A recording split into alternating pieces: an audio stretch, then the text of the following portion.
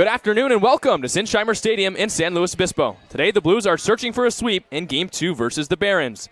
Hello everybody and welcome into the broadcast booth. I'm Jack Smith. It is a beautiful Sunday here in San Luis Obispo, nearing 2 p.m., 80 degrees, and a perfect day for baseball. Game 2 of a two-game set between the Blues and the Barons, and the Blues are looking for their second sweep of the league season. They got the Orange County Riptide in 2 games in OC a couple of weeks ago, and now a chance to really emphasize the win yesterday with another one today and keep moving up in the standings. Yesterday the Blues win, a 9-4 victory, moved them from 5th place to 4th place, so they're officially back in a playoff spot, and they've got a chance to sweep the last place Barons here today. It would only be their second sweep so far of the summer. We're going to take a quick break here on the SLO Blues streaming network. First pitch, national anthem on the way.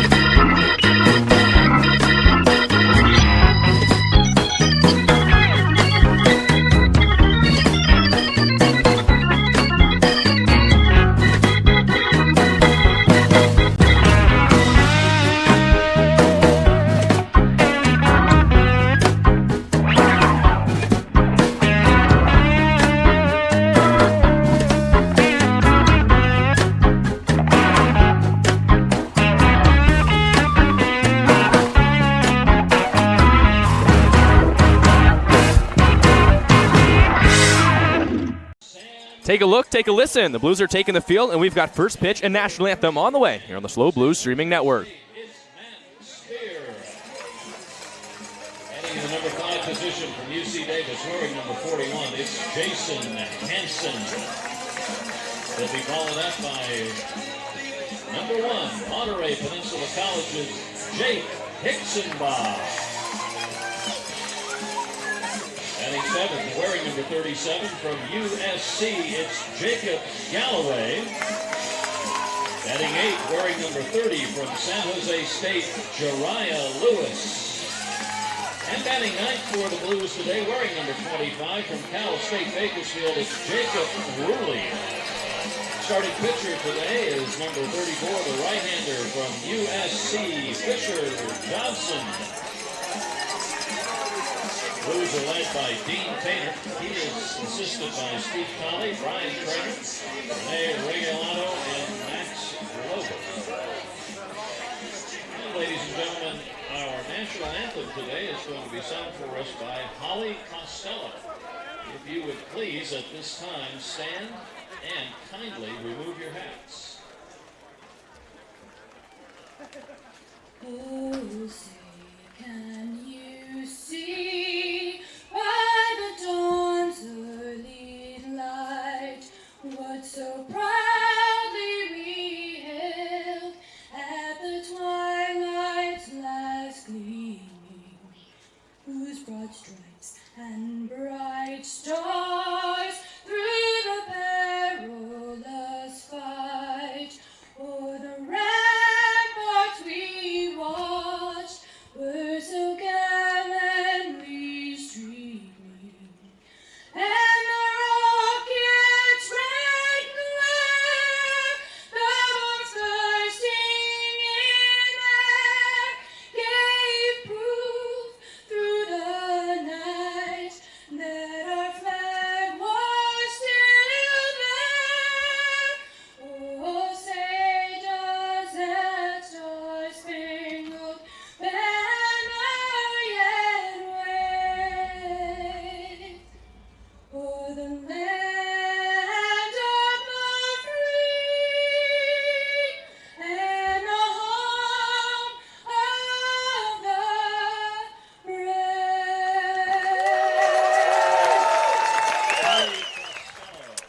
Holly Costello with the pipes, the national anthem before today's ball game. Let's introduce you to the starting lineup for the visiting Academy Barons, who are 4-19. It's Kamau Neighbors, the shortstop from CSUN, to lead things off 4 consecutive days. Thomas Williams, the third baseman from Santa Ana College, bats right behind him in the 2 spot. It's Christian Taveras into this series for the first time. The second baseman from Compton Community College hits third. Dylan Lena does the DHing today. The Golden West College product bats cleanup for the second straight game. Jacob Klinovsky again in the 5 spot, the right fielder from CSU East Bay. Then it's Mark Anthony Hernandez, who moves up the order. The first baseman from Sonoma State will hit 6th. Julian Boyd, the center fielder from Colorado Mesa, hits in the 7th spot. Then it's Max Diaz, the left fielder from the University of New Orleans, at 8. And rounding things out, Matthew Dorado, the catcher from Hope International University, at 9.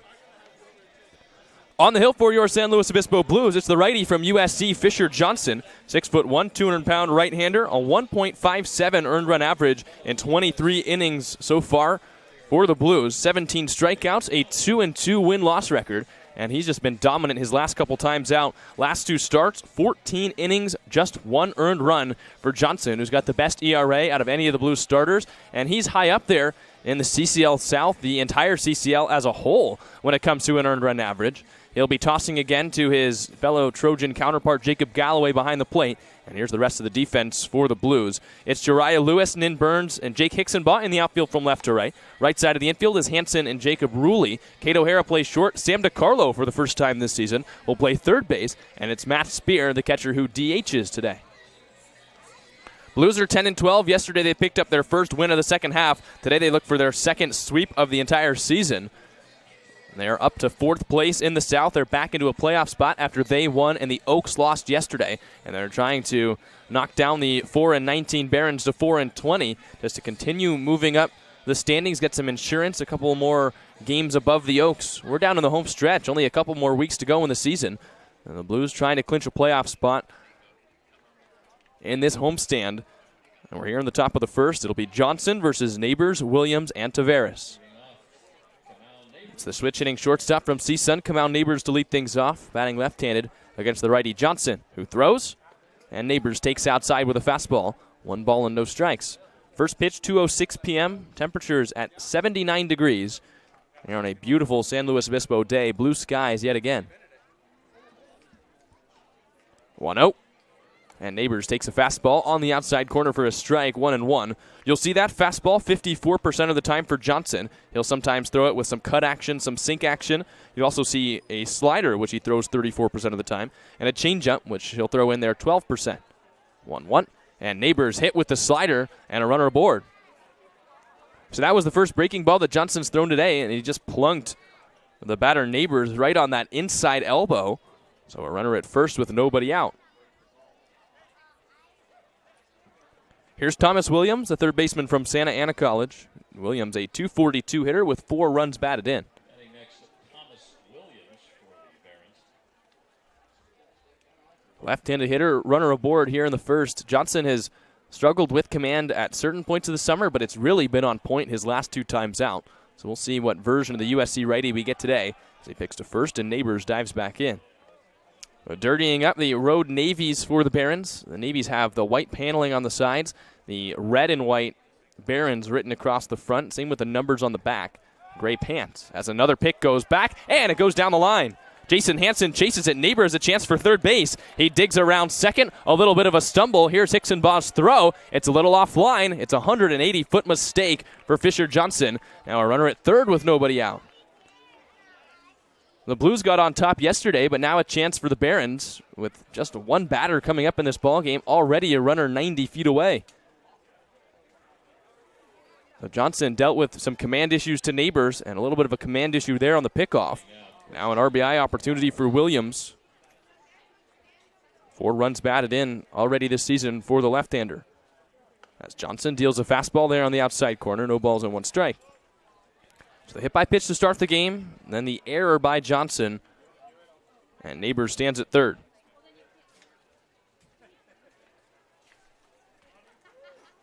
0-1 on the way. Williams beats it in the ground towards second. This will score a run for the Barons. Ruley picks it up, throws to first in time for the out, but Neighbors in to score. It's 1-0 Barons here in the first. That is how you just play routine baseball if you're the Barons. They get a couple of gifts, and they make the Blues pay by bringing across the run. Williams does his job and picks up his 5th run batted in. So 2 batters into this game, already a run for the Barons. And for Johnson, he only allowed 1 earned run in his previous 14 innings across his last 2 starts. So unfamiliar territory for the USC righty, trailing in this game as he deals in to Christian Taveras, who pops it up, loses his bat, and DiCarlo makes the play at third. Well, the bat just went about as far as the ball. 1 went forward, 1 went backwards, and there's 2 away. Taveras takes the walk back to the netting to pick up his lumber. Sometimes you see on a swing and a miss that a guy will lose his bat. You never really see that a guy puts it in play and flings the bat at the same time. Johnson will take it, though, a 1-pitch out after the run scores. So now here's Dylan Lena with 2 away. 1-0 game here in the first. Lena, the DH from Golden West, 371 average with 2 homers. And he swings and misses at the slider. No balls and 1 strike. Johnson, who has just been so good, limiting mistakes, not really giving any free 90s to the other team. He gave up 270 feet of free ones in this inning. And then Thomas Williams just does his job and brings the runner in. 1-1 the count on Lena. Lena, 14 runs batted in. Leads the team with 2 home runs. 1-1. Lena swings, laces it into left field. It falls for a base hit. Jariah Lewis cuts it off near the line. Lena jogs into first. It's a single. First hit of the ball game for the Barons, and a runner at first with 2 away. Lena just continues to hit. Had a hit, a walk, and a hit by pitch in yesterday's game, or RBI and a run scored. And continues to raise that average. Came in today hitting 371. And I feel like if you were to search up what he did against the Blues, or has done against the Blues so far this summer, that number's closer to 500. Now it's Jacob Klinowski, the right fielder from CSU East Bay, with 2 outs as he steps out of the box. Lena with a leadoff first. Not a threat to steal. The Barons trying to manufacture another run here with 2 outs. Johnson from the stretch, kicks and deals. And Klinowski ropes this one into right field. Hickson-Baugh plays it on a couple hops. Lena into second. Back-to-back singles with 2 outs for the Barons. This can happen with Johnson. He pitches in the zone quite a lot of the time. And so if there's a pitcher that has a propensity to give up some hits, it can be Johnson at different points this summer, especially here at home. But he's always worked around it for the most part this summer. It was his deal at USC as well. He'll pitch to contact. He's not afraid to give up singles as long as he can get out of the inning. He'd much rather give up a hit than a walk. Mark Anthony Hernandez comes up now. 2 runners aboard, 2 outs here in the first. Hernandez, a 179 hitter, 3 runs batted in. Johnson delivers, and Hernandez takes a first pitch fastball on the outside corner, 0-1. So Johnson, a strike thrower. He's been almost jumped on a little bit by the Barons here in the first. Back-to-back at-bats, Lena and Klinowski swinging early in the count, picking up base hits. 0-1. And Hernandez pops it up. Straight back and out of play. This is going to hit right off the facing of our booth on 1 hop. No balls and 2 strikes. And the fans scramble forward. Another nice crowd as that one went right towards the front gates. Some kid ended up with a souvenir. He's jumping up and down, bringing it back to mom and dad. As the count moves 0-2 with 2 outs. Fans' day was just made.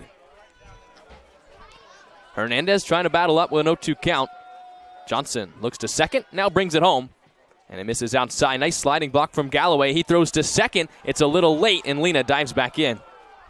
Nice play by Galloway. Good recognition that Lena was far off the bag at second, but not enough juice on the throw to get the DH. So still first and second, and a 1-2 count.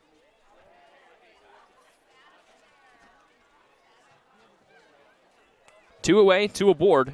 Already a 1-0 lead for the Barons here in the first. Johnson throws and misses outside with a slider. 2 balls and 2 strikes. Neither Lena nor Klinowski have great speed. You prefer the speed of Klinowski at first as opposed to Lena at second if you're the Barons.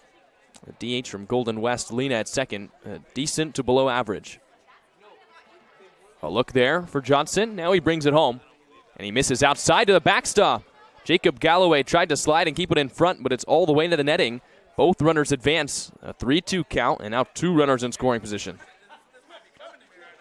So Johnson was able to pick up the 2 outs after the run came in to score. Now back-to-back hits and a full count with 2 outs.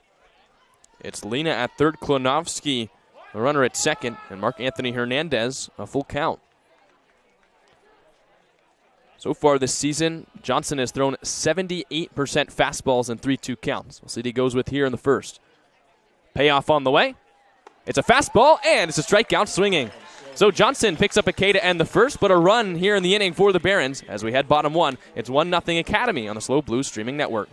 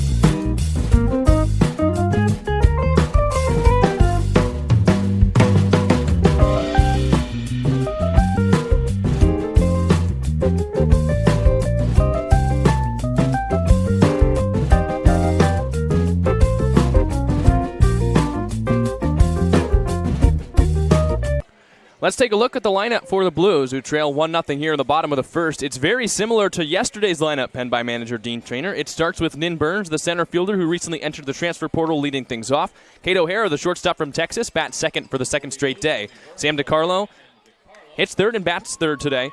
It's Matt Spear DHing from San Jose State. Jason Hansen, the first baseman from UC Davis, hits fifth. Then it's Hicksonbaugh and Galloway, and then Lewis and Ruley at the bottom half of the lineup. It'll be Burns, O'Hara, DiCarlo here in the first against the right-handed starter for the Academy Barons, Ruben Del Castillo, making his second appearance against the Blues so far this year. Del Castillo, 6'4", 225-pound right-hander from Wagner College, has a 3.6 ERA so far across 10 innings pitched, 11 strikeouts to 4 walks. Looks in at Burns, and the righty delivers. Burns takes the fastball low. 1 ball and no strikes. So the Barons pick up a run in the first inning. The hit by pitch from Johnson, then the error, 180-foot mistake that allowed Neighbors to move all the way up to third. Barons get the job done, bring in the 1 run. Johnson limits the damage and keeps it there. 1-0. And Burns takes outside, 2 balls and no strikes.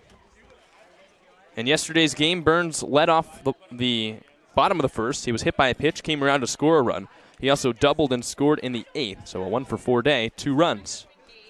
Takes high with a fastball here, 3 balls and no strikes. Del Castillo, a little bit of velocity behind the fastball, 89 miles an hour on that offering.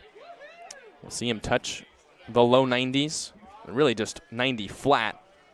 3-0 count here on the first batter in the bottom of the first. Pitch on the way, and Burns takes high. That one's 88, but it's off the zone, and 4 straight balls. It's a walk to start the game for Burns. So Burns on for free to start the game for a second straight day, and here's Kate O'Hara, the shortstop from Texas. We made a big deal about it yesterday, but O'Hara had been hitting 8 or 9 for the Blues basically every game he's played this season. Dean Traynor moves him up into the 2 spot in yesterday's game. It pays off early in the ball game with a single in the first. O'Hara had a good day at the plate, was also thrown out twice trying to steal, so that limited it a bit, but shortstop from Texas, different spot in the order. I think the Blues are hoping it gets his bat going. He gets a fastball on the outside corner, no balls and 1 strike.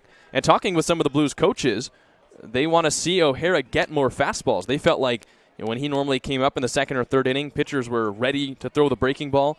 Instead, with pitchers trying to establish fastballs most of the time in the first inning, that's what they want O'Hara to see. Pick to first, and Burns dives back in. O'Hara hitting 156 so far this summer. He's walked 3 times, but also 11 Ks. And it's been the breaking ball that's really been the main issue. Del Castillo sets. He throws. And O'Hara lines the fastball straight back. No balls and 2 strikes. And it makes sense. Younger hitters, they're so used to hitting fastballs primarily at the high school level. One of the bigger differences about collegiate pitching is everyone's comfortable on whatever breaking ball they've got. The Blues want O'Hara to get a chance to see some heaters early on in the game. Behind the count 0-2, Burns will lead off first. Del Castillo throws, and O'Hara spoils it foul yet again. Still no balls and 2 strikes. And O'Hara, a guy only 7 at-bats this season at Texas. So it's not like he had a ton of time to become very seasoned against collegiate pitching. Of course, hitting against his teammates in practice, live at-bats, stuff like that. But real game time has been limited since he came out of Mater Dei. Another 0-2, and he takes the breaking ball high, 1 ball and 2 strikes. First one of those we've seen from Del Castillo, 77-mile-an-hour slider. Looked like it might have just clipped the top of the zone on the StatCast strike zone, but one of the harder calls to get. 1-2, Burns will lead off first. Del Castillo picks again. Hernandez tries to apply the tag, but to no avail. 1-2, nobody out here at the bottom of the first. Blues already trail it by 1. Here in game 2 of 2 against the Barons. Del Castillo delivers. O'Hara pops it foul.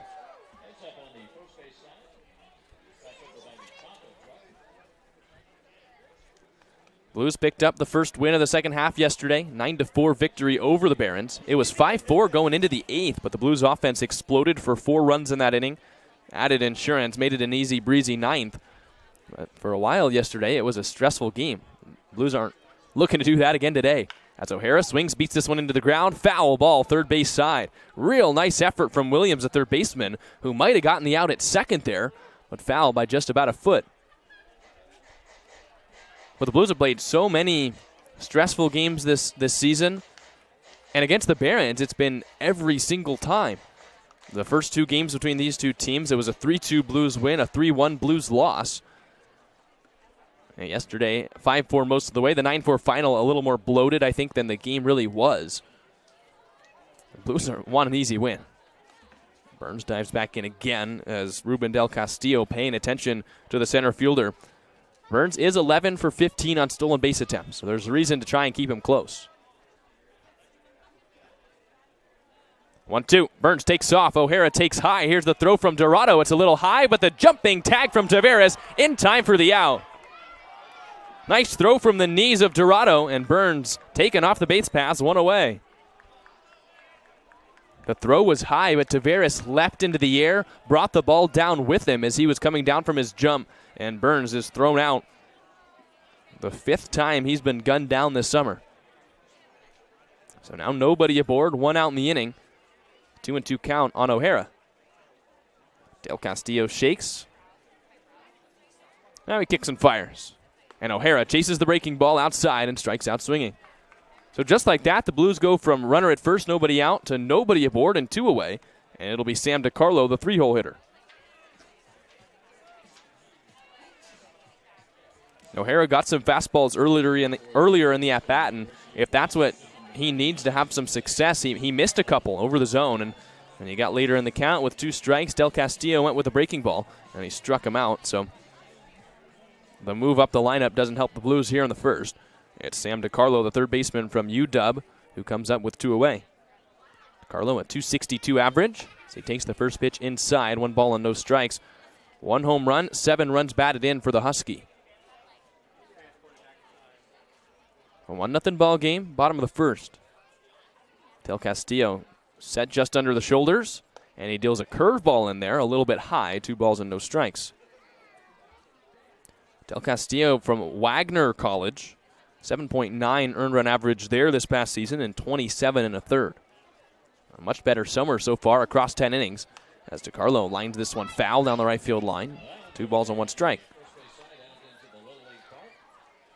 Del Castillo not as active as of late. We saw him in that first series where the Blues played the Barons, but only the 10 innings. He's only made 2 starts coming into this one. 2-1. DiCarlo swings and misses, 2 balls and 2 strikes.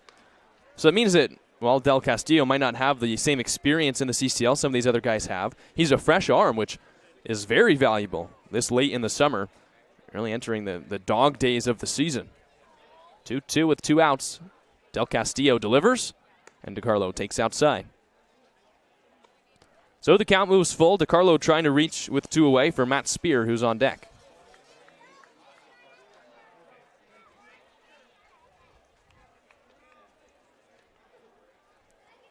Middle infield plays way back for the strong right-handed hitter DiCarlo. 3-2, and DiCarlo takes strike 3 call. Breaking ball right on the inside corner, and that's the inning. So a walk by Burns, but then he's thrown out the strikeout, and another strikeout, 2 in the first for Del Castillo as we head to the second. 1-0 still on the SLO Blues streaming network.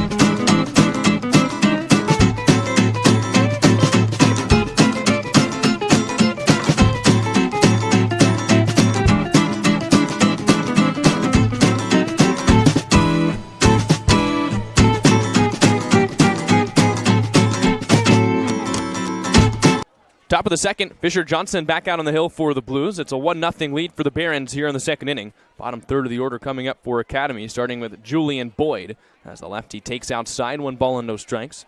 Johnson gave up 2 hits back in the first inning, but neither of those hits came around to score. It was the hit by pitch that started the ball game as he nailed Neighbors with a slider on the inside corner.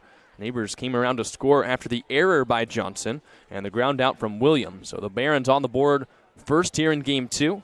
And they're coming up to bat for the second inning. Boyd, Diaz, Dorado. Johnson strides and shoots. And Boyd takes well outside and high. 2 balls and no strikes. Johnson, the righty from USC. We've talked about it all summer. A reliever last year, not a single start for the Trojans. But he wants to be in the starting rotation for USC come next season and next spring. Nothing but starts here for the Blues. As Boyd takes a 2-0 fastball outside, 3 balls and no strikes. 4 starts coming into this game for Johnson in league play. 1 non-league start, so this makes it his 6th start of the summer, and he's right around that 30 innings mark. So he's almost thrown as many innings here as he had at USC all season. 3-0. That fastball's in there for a strike. Johnson made 24 appearances for the Trojans. 1 start, that was an opener appearance though. 41 and a third innings pitched. 3-1. Boyd wraps it on the ground. 1 hop to Jacob Ruley. He plays it just below the knees and throws on to Hansen for the out.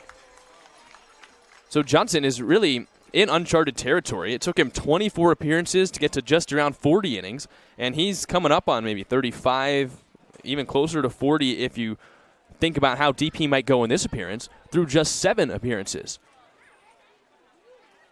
But he really wants to make the transition. USC's got a couple starting spots open next summer, or next spring, and Johnson wants to fill one up. Here's Max Diaz, the left fielder from the University of New Orleans. Johnson, the righty, kicks and deals. Diaz swings, lines it right back where it came from, up the middle, base hit. That's the 3rd single of the ball game for the Barons. Runner at first with 1 away. The Barons just continue to first pitch hunt against Fisher Johnson. They know they're going to get fastballs for strikes. That one right in there at 89 miles an hour, and Diaz swung and sent it right back towards Johnson at 94. Top of the second, 1 out, runner at first, and now it's the 9-hole hitter Matthew Dorado. Dorado, a catcher from Hope International University, 118 average so far this summer.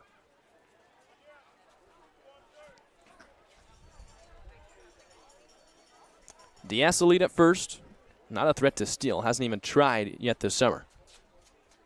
Johnson from the stretch. And a fastball right down Broadway. No balls on 1 strike. I feel like outside of maybe Brendan Durfee for the Conejo Oaks, who's been one of the best players that we've seen this summer, we haven't seen a team roll in with a very strong offensive catcher. 0-1. That pitch to Dorado's on the outside corner, 0-2. A lot of the times we'll see the catchers that are hitting at the bottom of the order, 118 average for Dorado. You see guys that are routinely hitting below 200. The catchers, they get so much wear and tear throughout the spring season. I wonder if it's harder for them specifically in the summer. As a pick goes to first, Diaz dives back in. Well, the Blues got the home run from Jake Bold yesterday. He's been an offensive performer when he's been in the lineup, but I think the Blues are still hoping for more from the catching position on offense, with Spear and Galloway both hitting at or below 100. 0-2. Dorado bounces it right back through the legs of Johnson, right to O'Hara. He steps on the bag at second, to first, a double play. Johnson gets out of the inning on a ball right back through the wickets, and that's the end of the second. We had bottom 2. It's still 1-0 Barons on the SLO Blues streaming network.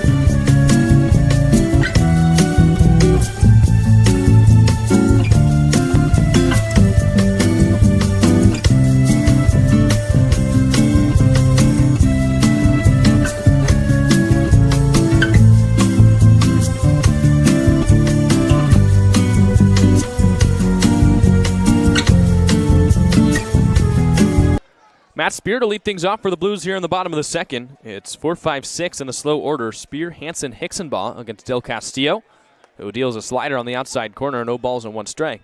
Spear, a 179 hitter so far this summer. Home run, 2 runs batted in for the DH today from San Jose State. Del Castillo sets, 0-1 on the way, and Spear takes the fastball out, 1 ball and 1 strike. Might have been the changeup from Del Castillo. Had some fastball action, but only 81 miles an hour. And we're slowly starting to see the repertoire come out here, second inning for Del Castillo. He deals a 1-1 fastball, a little bit low, 2 balls and 1 strike. So far, we've seen a fastball, a changeup, a slider, and a curveball. So Del Castillo, who's only thrown now 11 innings on the summer, a 4-pitch mix. 2-1, here it comes. Spear tags it back and out of play. 2 balls and 2 strikes. We're talking about catchers that haven't exactly hit as well as they have at the collegiate level. Spear was a .247 hitter in 55 games at San Jose State. 5 homers, 26 runs batted in. Here he's only hitting 179. 2-2. He swings and nubs this one foul. So I think there really is maybe something to say about catchers catching so many innings. I mean, 55 games behind the plate for Spear during the spring. Now when they get here in the summer, got to be very tiring. You're playing under the heat. I wonder if it affects catchers more than any other position. Spears swings and misses 2-2, and that's the third strikeout in a row for Del Castillo, out number 1 here in the second. So here's Jason Hansen, the first baseman from UC Davis. Jason Hansen, it feels like he's been getting better since the sun's come out.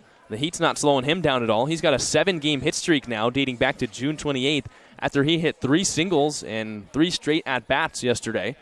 Raised the average all the way up to 315 over the last week or so. He takes a fastball in the outside corner here. No balls and 1 strike.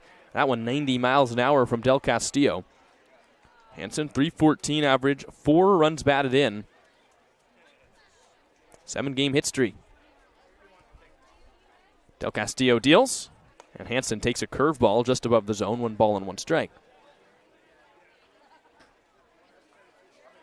Hansen was the Yuba College Male Athlete of the Year award winner this past season. Awarded that at the end of April. Signed to transfer to UC Davis. 1-1. He swings here, lines it straight back above the netting, almost out of the stadium. 1 ball and 2 strikes. Hansen has been an important cog of this offense, really, since he entered the lineup in Conejo. Played first base after Justin Trimble went down with an injury. He took over a day for Zach Tollerman. His defense was great at first, but he's also swung the stick very well. So he swings here, lines it into center. It's going to hang up for Boyd, the center fielder, who has to break in just a couple of steps to make the catch. So another good swing for Hansen. This time he doesn't pick up a base hit. There's 2 away.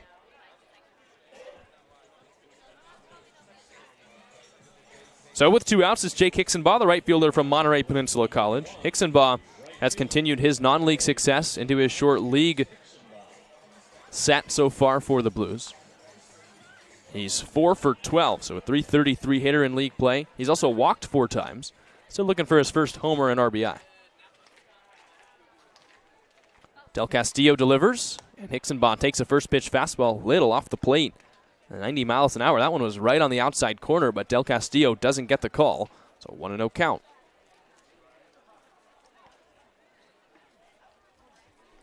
1-0. Hicksenbaugh takes this one's way high. 2 balls and no strikes. Blues are 2-1 versus the Barons this summer. We mentioned that first 2-game series between these 2 teams. The Blues won game 1, then lost game 2. Yesterday, they won a 9-4 matchup, pulling away in the 8th inning. Looking for a sweep today. It would be their second of the league season.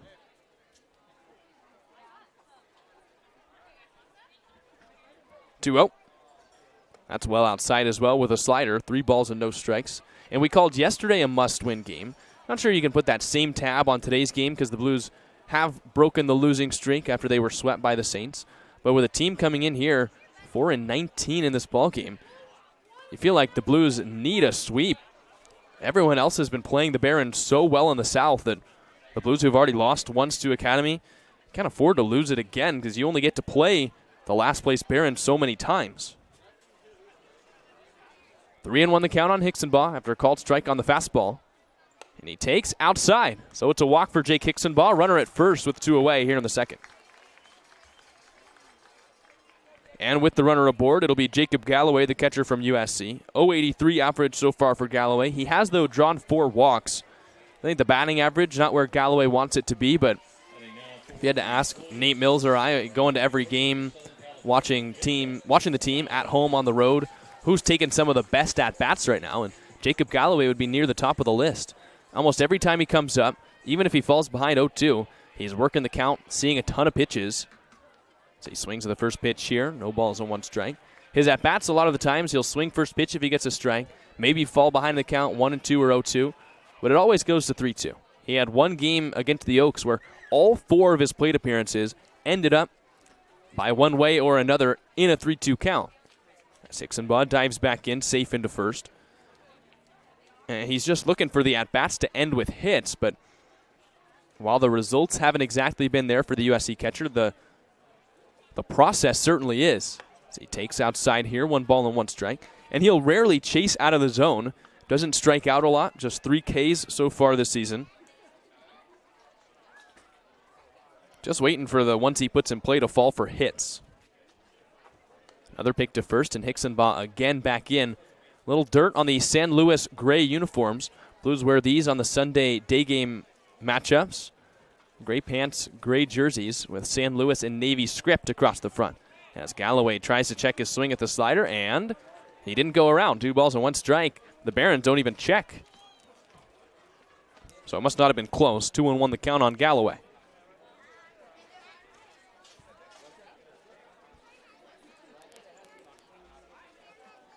Del Castillo comes home, and Galloway lines it straight back. Got an 89-mile-an-hour fastball right in his happy zone. Just barely caught a piece, so 2-1 the count. And Galloway had a lot of the same process at USC this past year, and the results were aplenty. 365 average across 19 starts, a home run, 11 runs batted in, 5 doubles, and a triple. Trying to continue to work the count, pick up some hits. 2-2, he swings and misses, strike 3. So Del Castillo, 4 strikeouts through 2. 2 more in this inning, and we head to the third. It's 1-0 on the SLO Blues streaming network.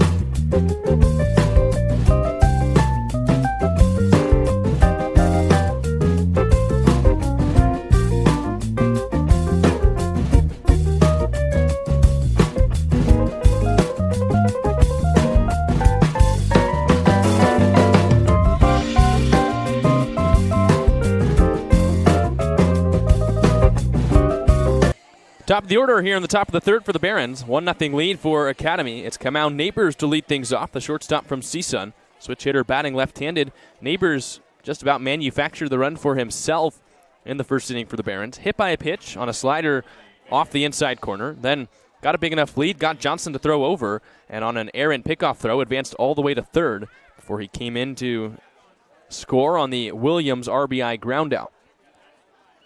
Johnson deals to the leadoff hitter. And Neighbors takes outside with a fastball, 1 ball and no strikes. Neighbors a .338 hitter, 4 runs batted in.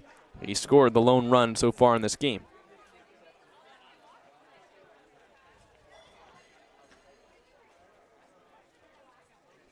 One out. And Neighbors takes a fastball. This one planted on the outside corner, 1-1 the count. Neighbors got into 21 games in his first season at CSUN. 9 starts, he had 8 hits and 36 at-bats, which is a .222 average. 1 home run, 8 runs batted in. 1-1. He takes a fastball again on the outside corner. It's a wide strike zone today. That pitch was at least half a foot off the outside corner on the StatCast strike zone, but Johnson's gotten that call in back-to-back pitches. He's ahead in the count 1-2. Pitch on the way. Neighbors has to swing at this one at 1-2. And I think you saw Jacob Galloway strike out to end the inning on a pitch that I don't think he normally would swing at, a fastball off the outside corner. But he's got the best view of the strike zone from behind home plate for the Blues. So if everyone knows it's a wider zone, they're going to have to expand, especially with 2 strikes on those fastballs that might normally be a little bit outside. Johnson comes set and comes home, and he misses too far outside this time. 2 balls and 2 strikes. And we've got the TrackMan technology that tracks where every pitch crosses the plane of home plate. And both the strikes in this at-bat were at least half a foot off the outside corner. Johnson brings it in, and Neighbors takes high with a fastball, 3 balls and 2 strikes.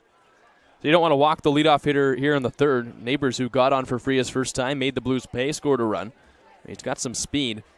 Shortstop from CSUN, batting left-handed against the righty Johnson. Payoff pitch. Neighbors takes outside. So it's a 1-2 count to a walk for Kamau Neighbors, and he's aboard for the second time. Runner at first with nobody out, and Johnson just lost him. I think Johnson saw he was getting those fastballs in the outside corner, kept going back to the well, and couldn't place it exactly where he wanted to. First walk of the day for the USC righty, and now it's Thomas Williams, a third baseman from Santa Ana College, who comes up. Batting down number 23, Thomas Williams. Williams has 5 RBI now on the season after he knocked in 1 in the first, and this time Johnson a little more careful on the pickoff throw back to first. Neighbors dives back in. And this exact situation back in the first inning, Johnson a little bit more of a vicious pickoff attempt and just threw it right past Hansen at first.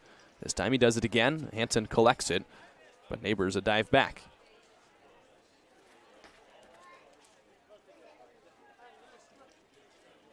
Another pick.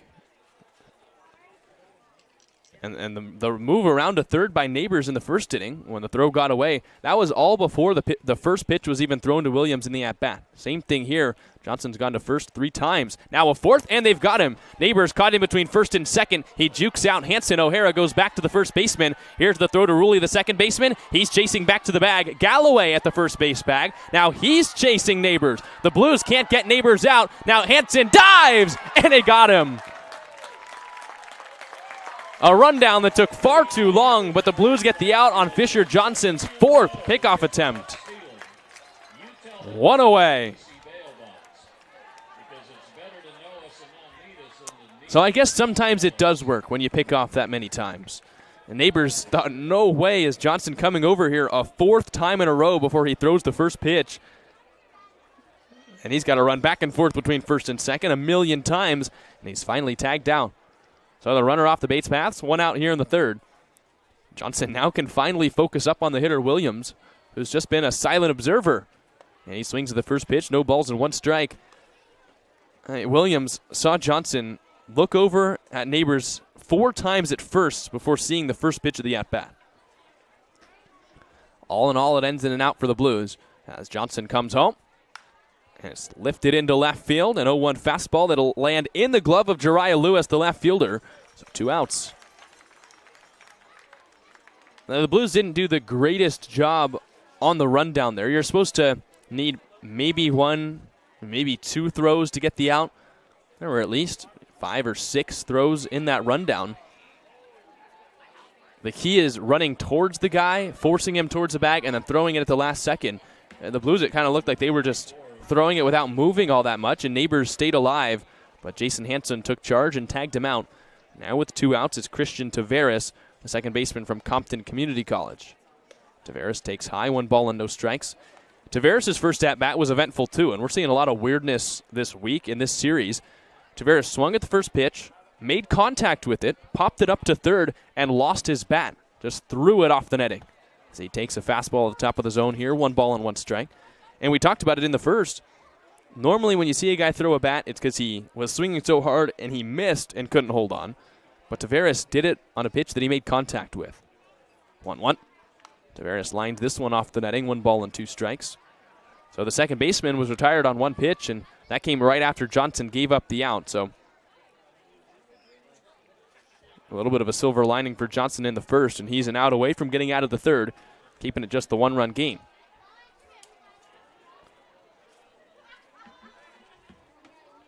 Johnson sets at the belt. Now the righty throws. And he misses a little low with a fastball, 2 balls and 2 strikes. Taveras, 6 foot, 180-pound left-handed hitter. Transfer from El Camino College, now playing at Compton Community. 2-2 on the way. That's poked on the ground towards short. In comes O'Hara. He gobbles it up. A long throw in time for the final out. So an eventful third, but no runs across for the Barons. As we head to the bottom half of the inning, it's still 1-0 on the SLO Blues streaming network.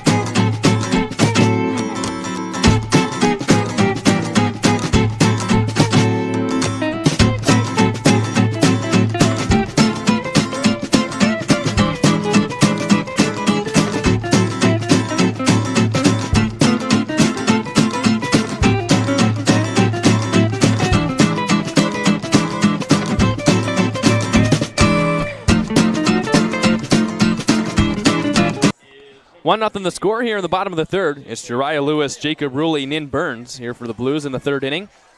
Looking for their first hit and their first run. It'll be Lewis, the left fielder from San Jose State, to lead things off. Fisher Johnson gave up a run in the first for the Blues. He's quieted things down since. The Blues trying to find some offense as Lewis swings the first pitch, pops it up left side of the infield. It's Williams, the third baseman, who waves everyone off and makes the catch. 1 pitch, 1 out here in the third. So Lewis retired his first plate appearance. It'll be Jacob Ruley, the second baseman from CSU Bakersfield. We got a little more clarification. Went back to watch the replay of the rundown. 5 throws for the Blues in the rundown. You're normally supposed to have 1 or 2, so not what Dean Traynor wants to see from the dugout. 5 different people touched the ball as well. And the only person to touch the ball more than once was Jason Hansen, and it's fitting that he got the final part of the out. Ruley takes a high fastball, 1 ball and no strikes. Barons and Blues, game 2 of a 2-game series, and Academy leads at 1-0. 1-0. Ruley takes a curveball in there for a strike, 1-1 the count. Ruley, a .256 hitter, 3 runs batted in. Interesting choice by Dean Traynor for the 9-hole hitter. A second leadoff man for the Blues, right on right matchup. Ruley takes another curveball that bends into the zone, 1 ball and 2 strikes.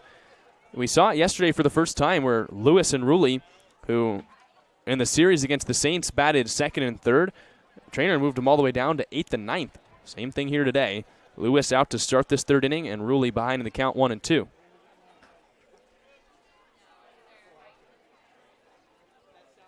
Del Castillo stares in, glove pinned against the front side of his chest. 1-2. Ruley takes a fastball that bounced before the left-hand batter's box. 2 balls and 2 strikes. Another great crowd here at Sinsheimer Stadium. They're hoping for a sweep. It would be the second of the league season for the Blues. 2-2 the count, 1 out here in the third. Ruley, the 9-hole hitter, up with Nin Burns on deck. Del Castillo deals, and Ruley takes outside, full count.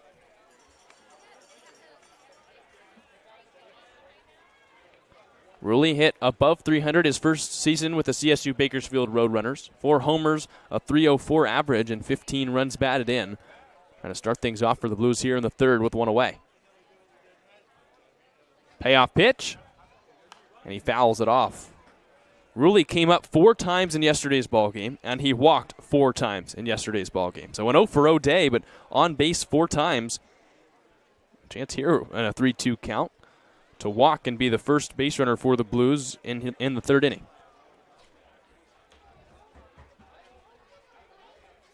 Another 3-2, and Ruley takes the curveball inside.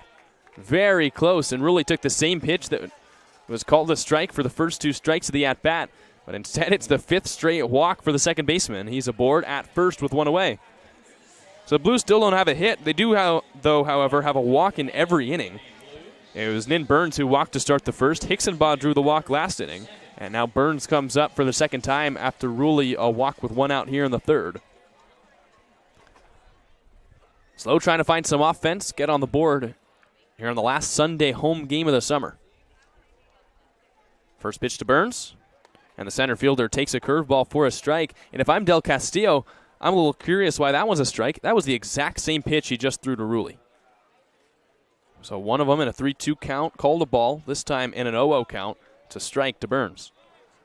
0-1 on the center fielder from Cal Poly Pomona, who recently entered the transfer portal. Burns takes high, 1-1. Burns announced it on Twitter yesterday that he's looking to transfer for the second time. Played for Mount San Antonio College in 2022. Cal Poly Pomona All-CCAA honorable mention this past year, and now in the transfer portal for the second time. Ruley a leadoff first, a perfect 11 for 11 on stolen base opportunities. And this time Burns takes a little low, 2 balls and 1 strike. Steve Tolley applying some signs, third base coach for the Blues. We've seen Ruley with some excellent base running all summer, and specifically yesterday. He was manufacturing runs by himself as Del Castillo checks on him, but Ruley dives back in. There was an inning where Ruley stole second, tried to steal third, and with the throw going into the outfield, came all the way around to score. So he just earned himself 270 free feet and a Blues run. Takes off for second here. A curveball's in the zone. Here's the throw from Dorado, and it's into center field. And Rulli slides in, so he's got to stop at second. That's the 12th stolen base for Jacob Rulli, and he's at second with one away. Pitch was a strike on the curveball, so 2-2 the count on Burns. An RBI opportunity now for the center fielder. Runner in scoring position with just the one out.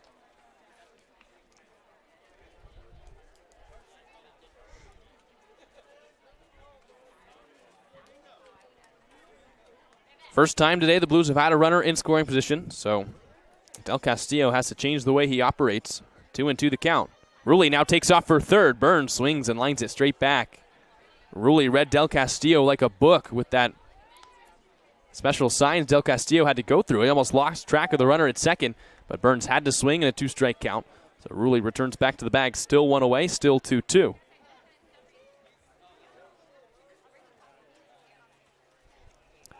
Sure, Del Castillo will pay a little more attention to Rulli, the runner at second. Great speed for the Blues second baseman.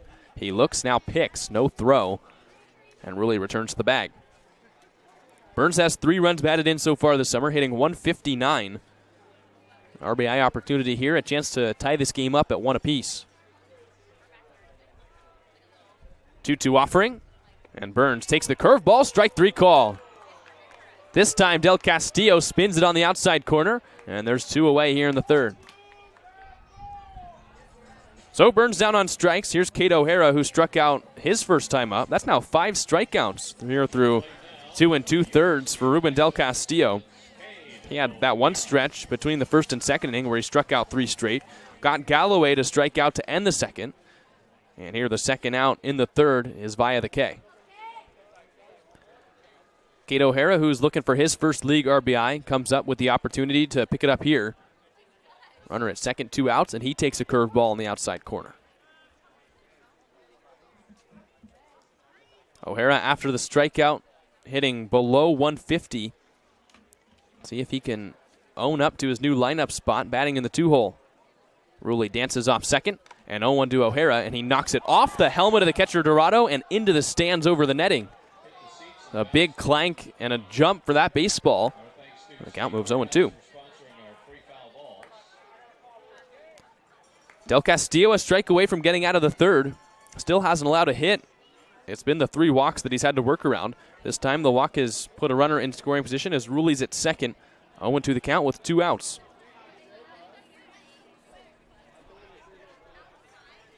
Del Castillo shakes. See if Rulli takes off. He does not. And Cade O'Hara taps this one foul. Still no balls and 2 strikes. O'Hara ranked as a top 50 player in California coming out of high school by perfect game. Went to Mater Dei High School where he was a 2-time defensive MVP for the Monarchs. A 3-year varsity starting shortstop in the Trinity League. Not a lot of action at Texas. Still getting comfortable with the Blues. 0-2. And he checks his swing on a slider. Nice block by Dorado. 1 ball and 2 strikes. As we talked about his first time up, Cade O'Hara's in the 2 spot so we can see some more fastballs. He struck out, though, after he missed a couple of fastballs on a slider back in the first inning. And now with a 2-strike count, I think Del Castillo going back to the well with a breaking ball. This time O'Hara was able to hold up. So 1-2 count. We'll see what he gets. 1-2. O'Hara bounces this one to third. He got the fastball and he chopped it. Williams a long throw across the diamond, and it's in time to get the Texas shortstop.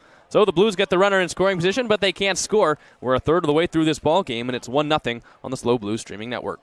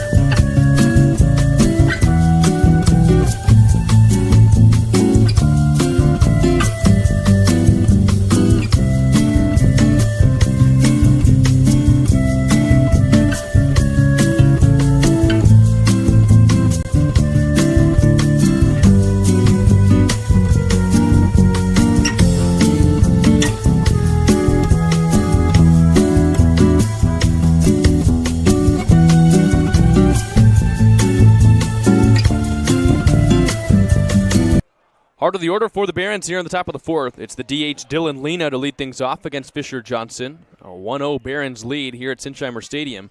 Fisher Johnson kicks and deals. And Lena swings at a first pitch breaking ball, lofts it in the air to center, and then burns a couple steps to his left, ranges a little bit further into the gap as the ball kept carrying, but he puts it away for out number 1. Joined by Nate Mills here in the fourth. Nate, a 1-0 lead for the Barons. And Ruben Del Castillo has been great on the hill. Still not a hit for the Blues. What do you think they need to do to turn this around, find a way to grab a lead? Yeah, we've seen so far when the Blues are making outs, their strikeouts, when they get on base, it's a walk. So split the difference, I guess you could say, between those two and try to find something in the gap. Just keep putting swings on balls. I feel like they're sort of getting screwed on some calls, on some strikeouts, even strikes in the middle of their at-bats. So put that aside, put away the externals with the umpires, and just swing at strikes and just try to put a barrel on something. We've had the privilege up here of seeing the TrackMan strike zone, which we can see during home games as Jacob Klinowski takes outside. It's been a very wide zone, and for the umpire, it's gone both ways. So both teams are getting calls off the outside corner. Fisher Johnson had an at-bat where the first two pitches were both at least half a foot off the outside corner, and they were both strikes. I think that's what both teams are trying to figure out right now is what is the zone going to be today? Because while it is wide, like you mentioned, hasn't been that consistent. So I think both offenses are figuring out what's going to be a strike and what's going to be a ball today. 2 balls, no strikes on Jacob Klinowski, the right fielder from CSU East Bay who singled his first time up. And Klinowski takes a fastball right down Broadway. That one was, according to the TrackMan strike zone, a little below the strike zone. But it registers as a strike for our home plate umpire, so a 2-1 count. Johnson hasn't had his best command, but he's limited the damage through his first 3 frames. 2-1 here. And Klinowski rolls it on the ground to first. Hansen plays the high hop. He'll take it to the bag himself, 2 away. That's been the name of the game for Fisher Johnson today. You said it, minimizing the damage. You know, starting off the game with the hit by pitch to Neighbors. That run eventually came around to score. But then later that inning with the 2 singles and a single in the second and a walk again in the third. That was a quick inning. Doing a good job minimizing the amount of runs on the board. Just one, not trailing by much. You still definitely have a shot in the middle third of this game. Here's Mark Anthony Hernandez, the first baseman from Sonoma State. He's been the lone Baron to strike out against Johnson today. What also helped was the pickoff move and the rundown in the last inning. As Hernandez prepares, he takes an 0-0 fastball at the top of the zone, 0-1. Walk us through from the dugout what the team was seeing on that rundown, because 5 different people touched the ball and 5 different people made throws. Well, when you are coached on how to do a rundown in the infield like that, I've talked about it on the broadcast before. As Hernandez pops it into right, in comes Hicksonbaugh, the right fielder. It's Ruley, the second baseman, who calls him off and makes the catch. Finish the point, and we'll head to break. Yeah, so when we talk about the rundowns, when you're working in practice, I've said it before, you need to close the gap between the two people fielding the ball or exchanging the ball with each other. What we saw on that rundown and why it took so long is that each person at each station was standing flat-footed. There was no pinching of the gap. Neighbors had the same amount of room the entire time. So he was just doing suicides while the ball was just going across the infield. Well, it was certainly entertaining. The Blues got the out, and they're looking for some entertainment with the sticks. Coming up in the bottom of the fourth, it'll be the Blues back to the plate to Carlos Spear Hansen when we return on the Slow Blues Streaming Network.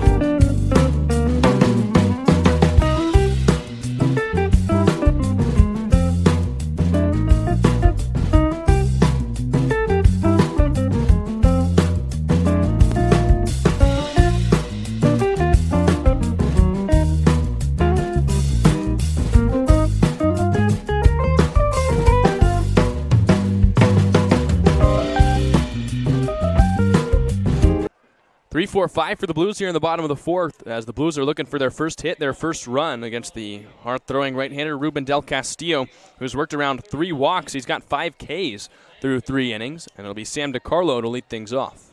Sitting down there in the dugout, doesn't look like it's jumping out of the hand like we know it is with the numbers on TrackMan. We call that sneaky fast. DiCarlo struck out looking his first time up. Got a curveball similar to that one. This one's a ball, though. 1 ball and no strikes. The third baseman today from Washington. And I'm not really sure that DiCarlo had that in his versatile repertoire, third base. Normally a second baseman for the Blues. 1-0 pitch. DiCarlo takes a fastball high, 2-0. Oh, but it's good he's getting reps at a different part of the infield, getting a different look, different angle. Want to be versatile coming back come fall at Washington. Del Castillo sets just under his chin, 2-0. And DiCarlo a big swing and a tap back into the glove of Dorado, 2-1. The Blues have gotten a lot of contribution from Huskies. You had Grant Cunningham, Boston Workington, both big parts of the win yesterday. And DiCarlo's been one of the more consistent hitters on the team when he's been in the lineup. 2-1. He takes a curveball, center cut, 2 balls and 2 strikes. DiCarlo came into this one hitting .262, a home run, 7 runs batted in. Big performances on the road, and trying to get something going here at home. Did have a double in yesterday's game. 2-2. And he takes strike 3 called. It drops out of the glove of Dorado. That pitch was well outside, but DiCarlo is thrown out at first. The 6th K from Del Castillo. I'm not sure I can blame DiCarlo for looking at that pitch, and he's still trying to figure out where that was in the zone. And we're still trying to figure out that zone today. We talked about in the last inning, a call was made on a pitch that we saw in the TrackMan was below the zone, so now you're thinking, okay, so this zone's lower. But then you see away with the breaking ball, and so now you have to think, okay, do we have to switch it up here? Is it low and away? Here's Matt Spear, struck out swinging his first time up. He takes that one in the dirt, 1 ball and no strikes. It is hard when there are strikes below the zone, above the zone, and wide strikes. As a hitter, you sometimes feel like, what can I even do? 1-0 as Spear takes high, 2-0 the count. Some umpires have a taller zone, some have a wider zone. You don't often see, especially when you get to the higher levels, umpires that are giving it all around the zone. And that makes it extra hard for a hitter. You just have to do your best to put that away, like I've said. Just hunt fastballs that you can hit hard. 2-0. Spear got a changeup, and it's right on the inside corner for a strike. 2-1 the count. Something to the extent of just control what you can control. Correct. That was always the hardest part of playing baseball for me to grasp. Hated umpires. 2-1. Spear checks his swing. It's a slider in the zone. I've come to appreciate a little bit more what umpires do. Certainly, watching from here, it's easier to tell, but for umpires, the view that they have makes it really tough sometimes, especially when you've got a 90-mile-an-hour fastball coming in. 2-2. Spear takes, strike 3 call. Back-to-back Blues strike out on the curveball, and there's 2 away here in the 4th. This curveball is definitely in the zone, no doubt about it. No expanding of the zone happening here. Matt Spear just takes a look at it. I'm not sure he was anticipating that breaker for strike 3. That's now 7 strikeouts for Ruben Del Castillo. He's only through 3 2/3. And Nate, you've talked a little bit recently about strikeouts becoming more of an issue for the Blues, and it's been a big deal today against Del Castillo. Jason Hansen squares to bunt, right back to the pitcher Del Castillo. He runs a little bit, an overhand flip in time for the out. So the Blues go 1-2-3, a real easy 4th for Del Castillo as we head to the 5th. It's 1-0 Barons on the SLO Blues streaming network.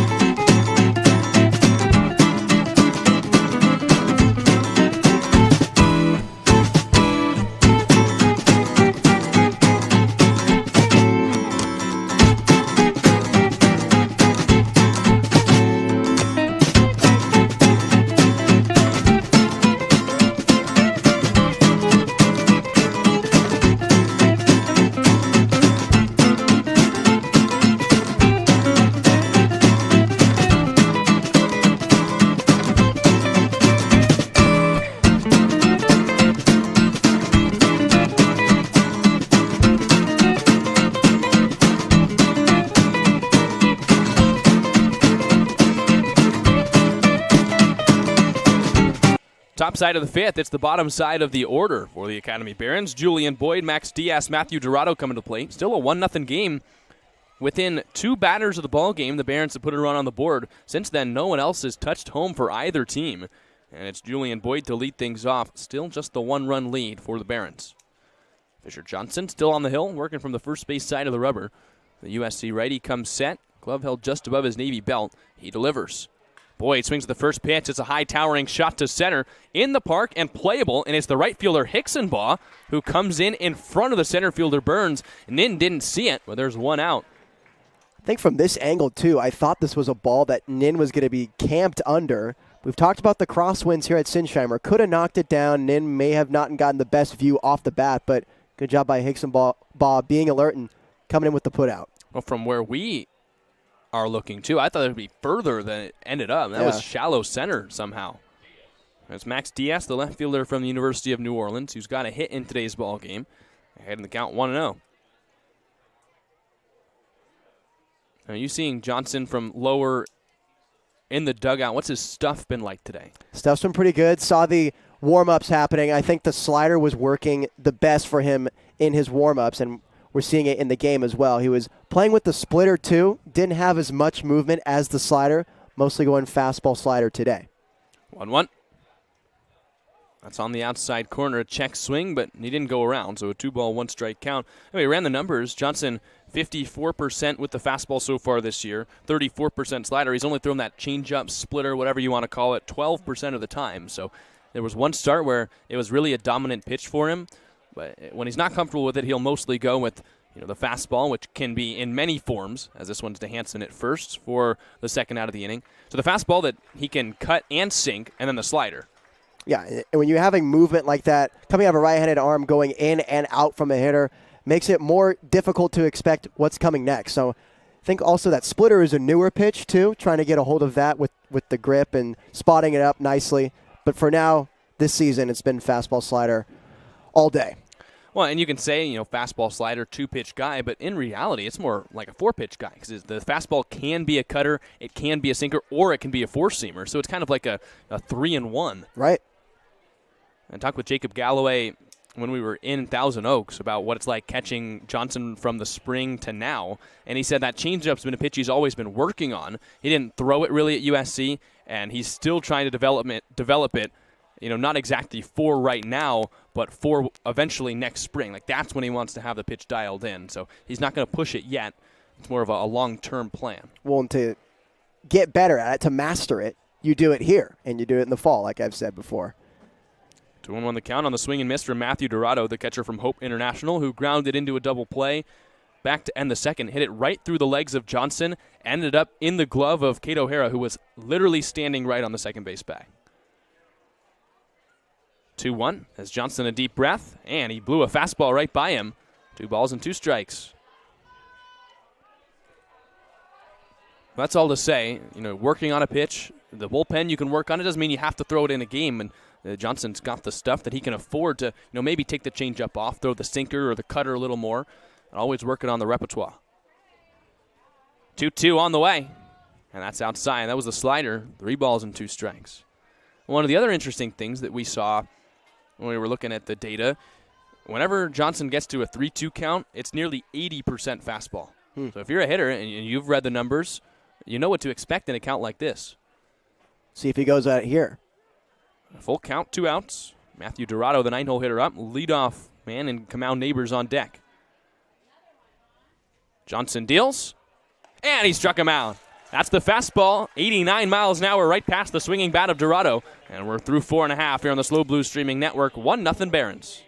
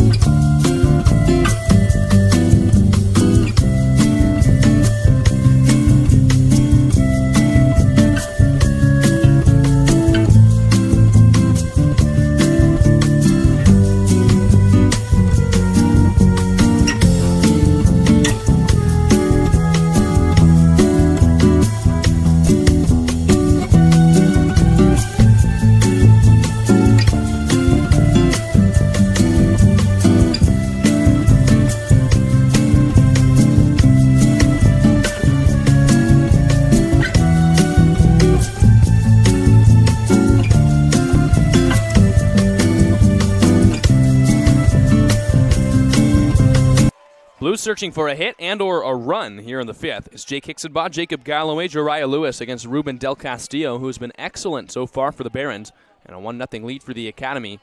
Hixenbaugh walked his first time up, and he takes a first pitch curveball. The Blues just are not swinging at that pitch, and that's allowed Del Castillo to pick up more than a couple strikeouts.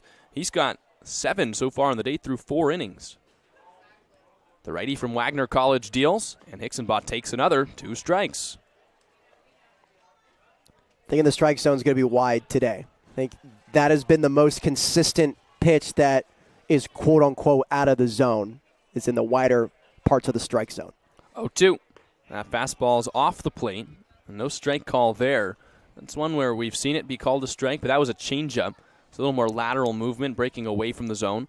1-2 count on Hixenbaugh. The right fielder today from Monterey Peninsula College. 1-2. Hixenbaugh swings and lifts it foul down the left field line. And you never, if you're a hitter, you don't want to hit a curveball. Everyone wants a fastball, but at some point the Blues are really going to have to start protecting on those 2-strike curveballs because Del Castillo has been dropping them right in the zone. Yeah, and early in counts, Hixenbaugh taking that first pitch for a curveball. Exactly right, Jack. You don't want to hit that. You have a lot more pitches to work with.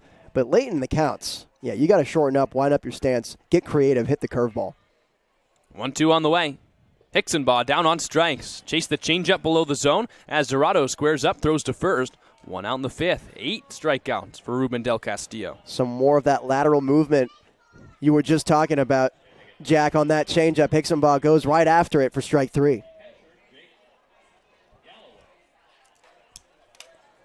A little vertical drop as well, and it drops right below the bat of Hixenbaugh. So 1 out here in the fifth. Here's Jacob Galloway, who struck out swinging back to end the second inning. Second at bat for the catcher from USC. And Galloway, I was talking about it with the viewers on air, his first at bat. Talking about the quality of his ABs so far, but the results haven't come. He's now hitting below 80 as a batting average. Yeah, I don't think the numbers do justice for the contribution he's had at the plate, taxing pitchers' arms, getting them to throw in the double digits. Galloway swings here behind the count 0-2. For some hitters, if you're behind 0-2, that can end an at-bat. For Jacob Galloway, it seems like he's really comfortable in that situation, doesn't strike out often, but I think with the wider strike zone, he knows it so well from being the catcher today, chased a fastball out of the zone and struck out swinging. Del Castillo trying to do it again, 0-2, and Galloway rolls it on the ground, long run for the second baseman Taveras, and it's off his glove. So Jacob Galloway, a base runner here in the fifth, as Taveras just boots it. An error for the second baseman, and a runner at first with 1 out. Yeah, Taveras comes in on this ground ball, catches it on a bad hop. Blues catch a break, and Galloway reaches safely. So now Jariah Lewis will come up. First base runner the Blues have had since Jacob Rulli walked in the third. After that, it was 7 straight retired by Del Castillo. On the way, a runner at first. Here's Jariah Lewis, who popped out to the third baseman Williams his first time up. Pick to first, Galloway dives back in. Nate, it's a little sad. This is the last Sunday home game of the year, so if you're not at this game, no more chances for fans to grab a mimosa at a game. Breaks my heart. Oh, well. Lewis flies it foul, backing out of play. No balls and 1 strike. It was a good thing. You know, I saw the Twitter caption, mentioned the mimosa. I'm like, this will be a good day, a good way to end the last Sunday home game for the Blues. Yeah, and if everyone saw the social media caption, you know that I love mimosas in all caps. Another bad day to be one as well. Another terrible day to be a mimosa. It's 80 degrees, perfect day in San Luis Obispo, and the fans trying to will the Blues to a sweep. San Luis Obispo won game 1 yesterday as a third straight pick goes back to first, and Galloway doesn't even need a dive. Blues have just 1 league sweep. It was against the Riptide, who will be the Blues' next opponent. This is Game 2 versus the Barons. Barons have only won 4 games this year, so you Blues fans, and I think most fans, hope that the Blues are able to sweep the Barons here. As Lewis lifts this one into the air, Diaz, the left fielder, makes the play. Well, the Barons have really, despite their record, played the Blues tough all season. I feel like they really show out when they come against the Blues. You take a look at the scoreboard around the league, and other teams capitalizing a lot more offensively. But when they show up against the Blues, they pitch well and they hit well, and they look like a completely different team. They show up at the field, and you're like, this is not the same team, is it?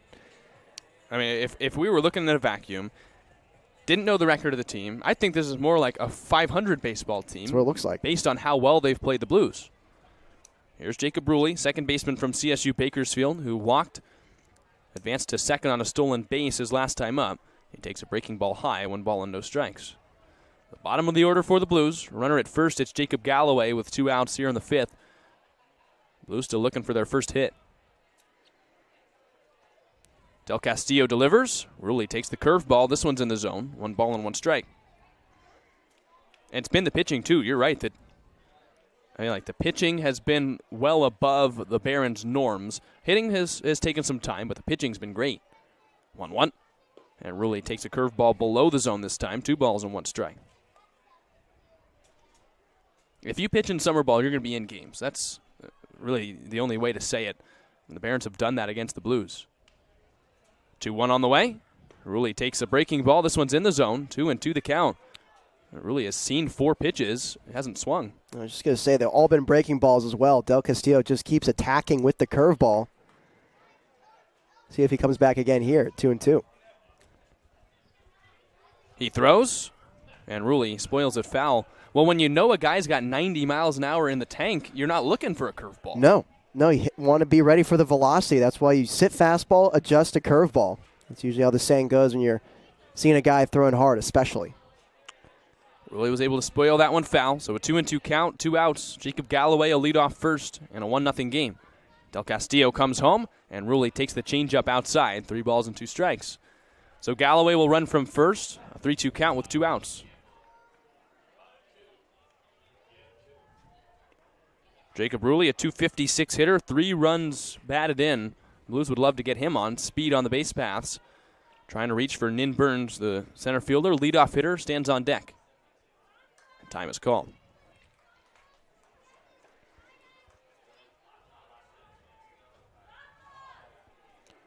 The Wagner College righty retakes the hill. First base side of the rubber. From the stretch, he comes set. Brings it down Broadway. And Ruley flies it foul yet again. So he's seen a bunch of breaking balls. 1 fastball that he was able to foul off. What would your approach be at the plate for this 3-2? I think fastball again. And it's like I said, just adjusting to whatever else. See what Del Castillo goes with. Galloway will be off at first. 3-2 on the way. It's the fastball, and it's strike 3 called. The 9th strikeout for Del Castillo gets him out of the 5th as we head to the 6th inning. 1-0 still Barons on the SLO Blues streaming network.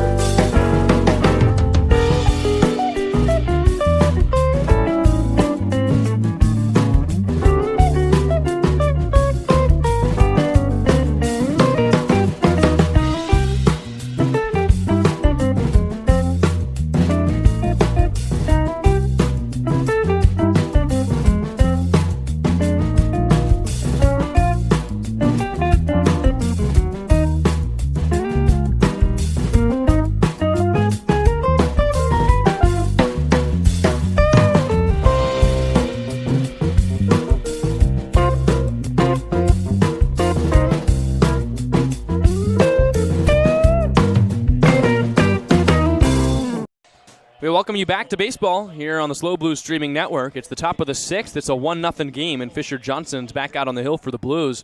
And Nate Fisher Johnson doing all he can to keep the Blues in this game. Yeah, he's doing everything he can. The Blues got to start picking up the bat off their shoulder at some point. Got to give their right-hander from USC some support. It'll be the top of the order for the Barons.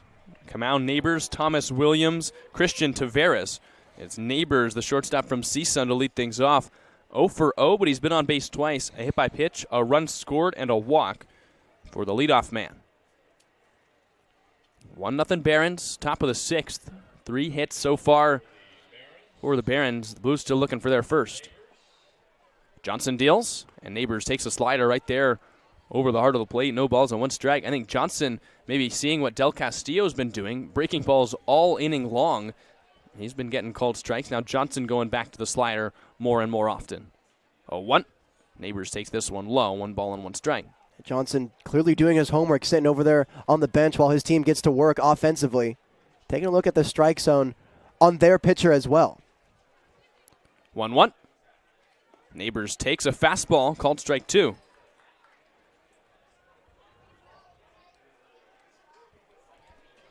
So 1-2 count. Johnson trying to retire Neighbors for the first time today and to lead off the 6th.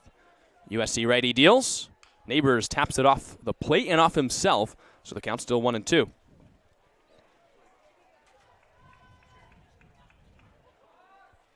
Neighbors, Williams, Taveras due up for the Barons, and Johnson wants the new baseball.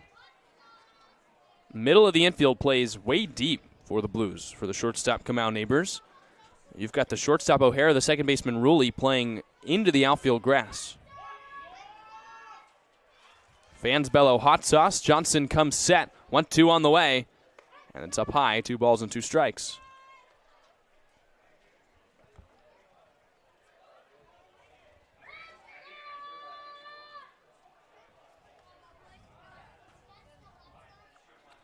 Two.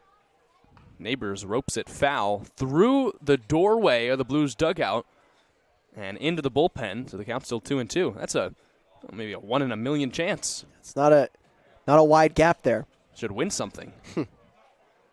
Count still even at 2-2. First batter here in the 6th inning. Johnson sets a bit at the belt, kicks and deals. Neighbors hits an inside-out ground ball to short. O'Hara with the backhand. He's got to hurry, and he makes the throw in time. 1 away here in the 6th. O'Hara with the backhanded play and just the gunslinger over there at shortstop, whipping it over to Hansen. Ran out of time, but at last second, the hose comes through. So Johnson gets the first out here in the 6th inning. One of the more interesting things that we've seen from Fisher today, only the 2 strikeouts. He got 1 to end the 5th, 1 to end the 1st. But after coming into this one with 17 Ks in 23 innings, just 2 Ks now through 5 and a third. Barons putting it in play. That one's outside, 1-0. They've got the 3 hits. Johnson has walked 1 and hit 1. But he has sat down now the last 9 batters he's faced. 1-0. Williams takes outside. 2 balls and no strikes. You can't ask much for more from your starter. Doing a good job holding down this Barons offense, who's getting to hacking. And luckily for SLO, not finding that many gaps. Fisher Johnson just needs to keep doing what he's doing. 2-0. Williams takes inside, brushes him back. 3 balls and no strikes. The frustration starting to rise for Fisher. Aggressively catching that ball and shaking his head. I take a deep breath coming back on the mound. Just keep making good pitches. Deep breath. He sets and fires. And Williams takes a fastball right down Broadway. 3 balls and 1 strike. Straight up defense again for the Blues. Same thing for the middle infield. They're playing back, want to give themselves as much room as possible. And I think they trust their arms enough, as we just saw O'Hara make a deep play and make the throw. A 3-1 on the way from Johnson. And Williams bounces it up the middle, right towards Rulli. He was playing back, gives himself some time, and makes the throw to first in time for the out. Rulli playing deeper than usual, but it helped him out in the end. He played Sinsheimer correctly, gets the perfect hop coming in on the ball. So 2 outs in the inning. The battle will be Christian Taveras.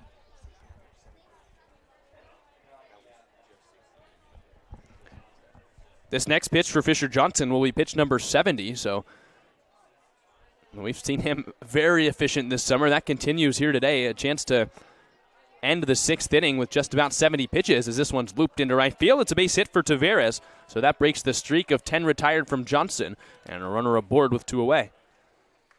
But if Johnson's been anything this summer, it's been efficient. Yeah, we see with the pitch tally right now with now 71 pitches here in 6 2/3, and he's just working them, just working quickly, putting pitches in the zone, gave an offering to Taveras and poked one into right. But that's something you can work with a little more than pitches out of the zone, walking guys, longer innings. I guess I'll say boringer. That's not a word. More boring innings. Boringer. Put it in the dictionary. Sounds like a spring. It does. Dylan Lena, the DH, up to the plate now. A single and a fly out. This one's a little outside. 1 ball and no strikes. The 4 hits now for the Barons, but all 4 of them have been singles. So not hurting Fisher Johnson too much. And now an umpire offering a warning to the Blues dugout, and they wanted a strike on that first pitch. And no one is really at the front of the dugout, so someone must have shouted something from the bench area.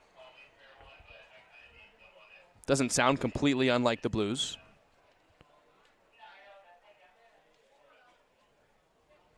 One 0, a long hold. And Lena swings and misses at the breaking ball. 1 ball and 1 strike. Way out in front of that slider, and he knows it. Shaking his head at it. I think he was waiting for the fastball on that pitch. Got the slider. Swing was very slow. Way out in front on it. Well, Johnson took something off the slider. That one only 73 as the pick goes back to first. You normally see mid to high 70s on the breaking ball from Johnson, so dropped it a couple miles an hour and got Lena out in front. Lena a single in the first, also the fly out. Came into this one hitting 371. So he takes outside with a fastball, 2 balls and 1 strike. Also with the slower velocity comes the slower arm action. I think Fisher trying to hone it in on that slider, going back to it, try to spot it up better. Maybe babying it too much. 2 balls, 1 strike to the DH, Golden West College. Johnson delivers, and Lena swings and lines it foul down the first base line. 2 balls and 2 strikes. So a 2-2 count, 2 outs. Johnson trying to work his 5th consecutive scoreless inning. The runner at first is Christian Taveras, who singled with 2 away.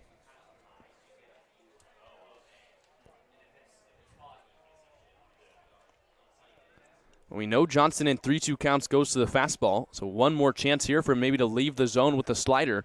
Try and get another swing and miss. 2-2. And Lena swings at the slider, lofts it into center. In comes Nin Burns, still racing, and he makes the knee-high catch in time for the final out. We're through 5.5. Still 1-0. Blues coming back up in the bottom of the 6th on the SLO Blues streaming network.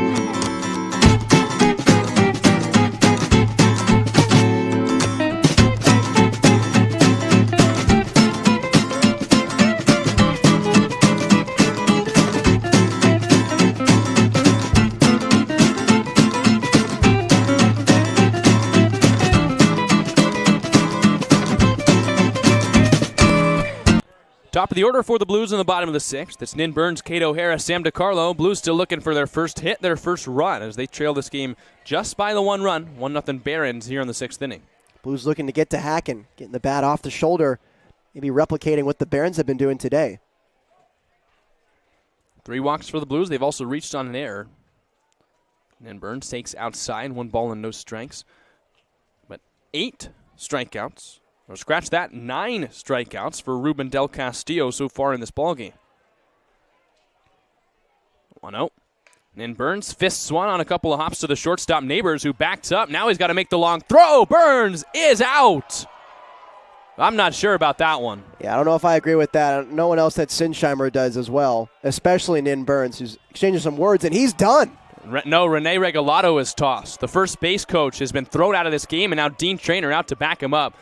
We've seen some calls here at Sinsheimer Stadium, and we've given the umpires a lot of credit. I think they were blatantly wrong on that one. Yeah, this one was not even close, I think. Nin Burns was definitely there. Neighbors was waiting for that ground ball to come to him. He had to rush the throw with the speed of Nin Burns, and I don't think it was there in time. And Regalado's got a better view than basically everyone in the stadium. It's him and the umpire that see it from a close angle, and you could argue that Regalado at the first base coach's box has a better angle, and for him to have been tossed so quickly, he must have seen that Burns beat the throw. Yeah, and he had to have had a great case. Just like you said, he has the perfect angle on that play.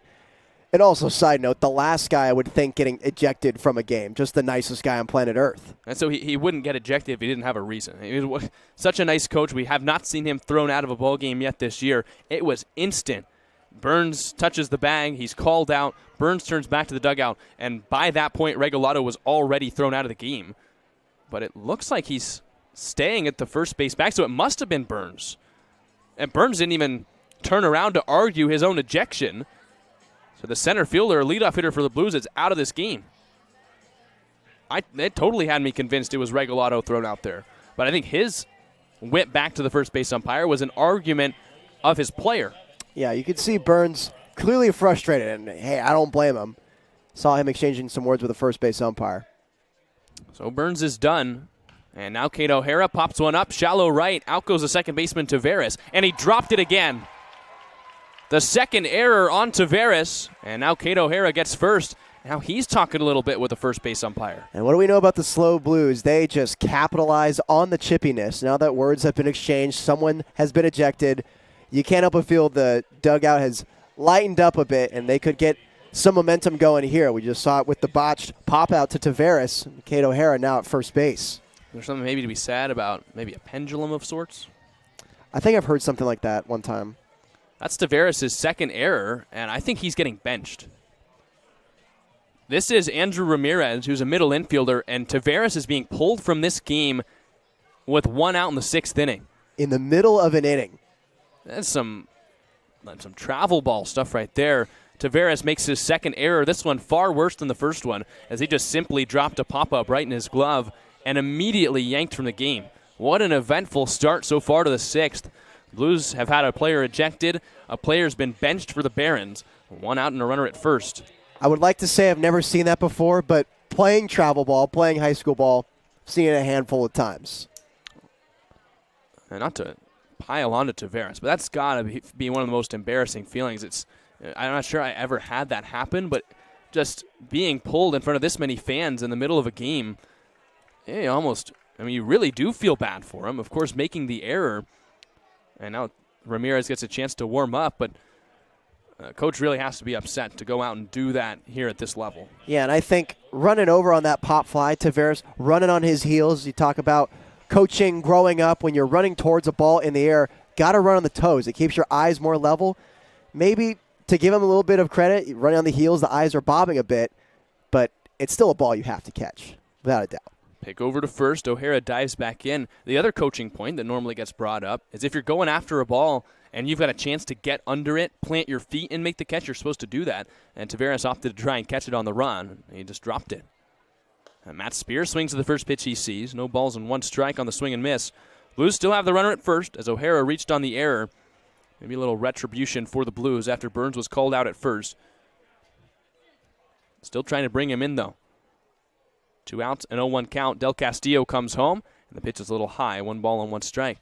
And not only was Taveras pulled, it was immediate. Ramirez was ready when Taveras made that mistake, and coach came right out of the dugout and pulled him back. Can't help but think he was warming up in the bullpen for a situation like that. Another pick to first, and O'Hara dives back in. Just a tough sight. So 1-1 count on Spear. O'Hara has good speed at first. He's 2 for 4 on stolen base attempts, but was thrown out twice yesterday. As Spear takes a curveball from Castillo, 1 ball and 2 strikes. I don't expect O'Hara to steal here, but the Blues would love to get a runner in scoring position. They would make it so they maybe only need 1 hit. Still looking for their first here in the bottom of the 6th. 1-2 the count. Pitch on the way. Spear takes outside.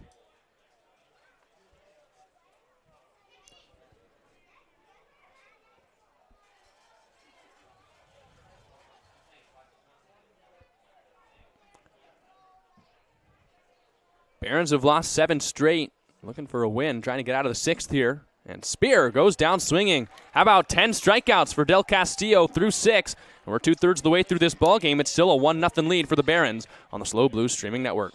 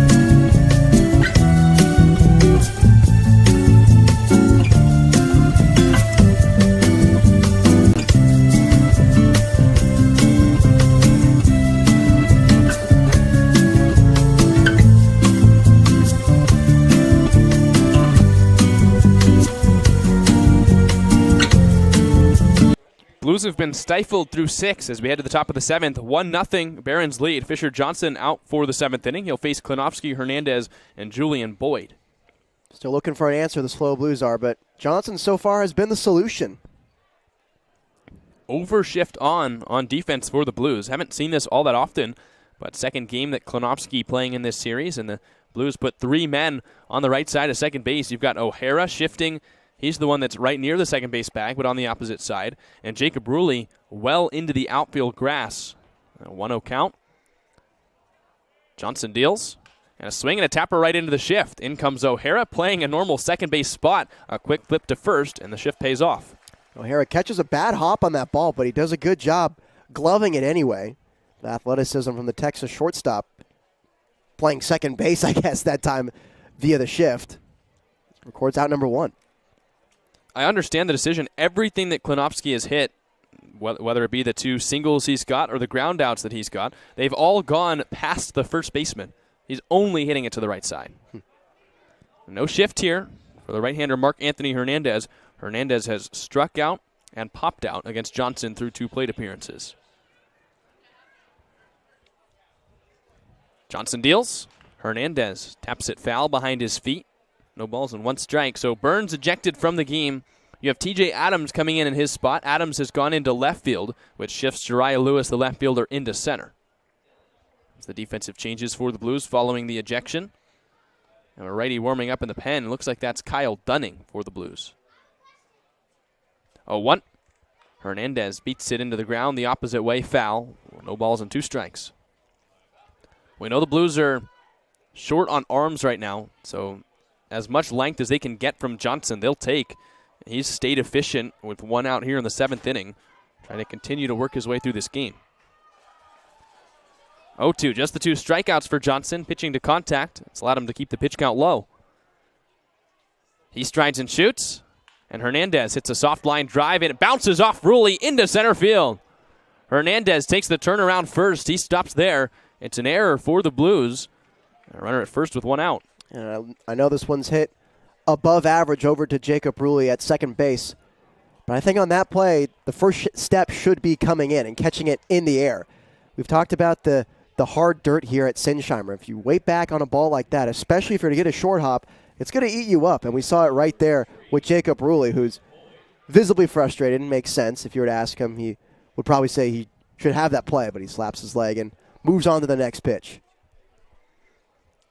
So now runner at first. Here's Julian Boyd.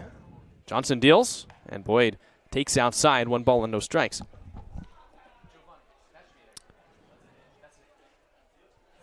Hernandez with no stolen bases on the year, no attempts either, so wouldn't be looking too heavily over there at first. But they do just have the 1 run on the Blues, 1-0 game. 1-0 on the way.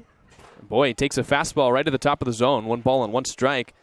So Hernandez has been given a hit. That's the 5th for the Barons. 80-mile-an-hour 1 hop line drive that bounced off a short hop on Jacob Ruley. So 5th hit for the Barons, 5th that Johnson's allowed. Runner at first with 1 out and a 1-1 count. The USC righty kicks and deals, and that fastball is high, 2 balls and 1 strike.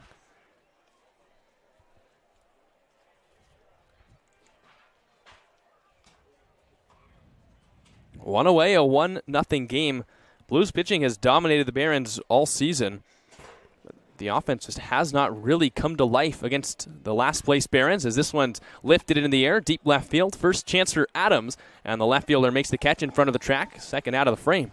And Boyd on a ball I don't think he caught that much of, just carried out to Adams in left field. Maybe could have been the aid of the win, but just a few feet in front of the warning track was Adams for the putout. The Blues haven't allowed more than 4 runs in a game to the Barons this year. In total, across the 3 games that they have played, 9 runs. So averaging giving up 3 runs a game to the Academy.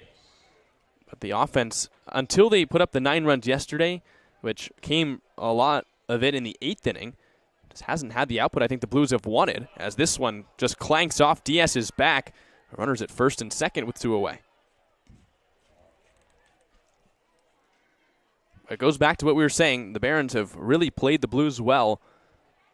They were able to steal a game against the Blues in the first series. They're on their way to doing so here today with a 1-0 lead. Yeah, that's what the story has been throughout their series versus the Barons this year. Just the offense not coming alive in situations where they need to. Second hit by pitch. First since the first batter of the game for Johnson when he hit Neighbors, who came around to score. That's still the only run that's been put on the board in this game. We're getting a meeting with the head coach of the Barons and the home plate umpire. Could this be a pinch hitter coming up? That is Matthew Dorado that's out there with the 2. Unless they're going to maybe pinch run or something. I'm not sure what this meeting would be about. And now someone else walking out with a bat. Is he going to take Dorado's helmet? I think he does. So a new bat coming into the game for Dorado. It's Alex Laureano, the catcher from Glendale Community College. He'll pick up his first at bat, but first a hitter's timeout. Laureano was catching in the bullpen and hustled down to take this at bat. So the Barons want the Glendale catcher at the plate. Redshirt sophomore, 2 runners aboard, 2 outs in the 7th. This is a chance for the Barons to add some insurance against Fisher Johnson. Yeah, this is a solid hitter they're rolling up today. 359 batting average and 39 at-bats. 5 RBIs on the year. 14 hits. Dorado was 0 for 2 with a ground out into a double play and a strikeout. And now we might get a pinch runner as well. Barons taking a look at the runner at second. And there's no change at all. The coach was just standing in foul territory. They've got 2 coaches near third base. And now time is called, and I think now we might get a pinch runner. No one out of the dugout. I have no idea what's going on here. Coaches are just walking around willy-nilly in foul territory down the third base side. 2 of them were standing out there during the first pitch of this at-bat. I think, number 1, the umpires didn't see them, and then number 2, the pinch runner, Justin Baldwin, wasn't ready with the helmet quite yet. So Baldwin's coming in to run at second base. He'll take over for Mark Anthony Hernandez. Better speed on the base paths now. You've got Baldwin at second, Max Diaz at first. So 2 of the outfielders from yesterday's contest running on the base paths now. A 1-0 count on the pinch hitter, Alex Laureano. I think now both sides fully have this thing squared away.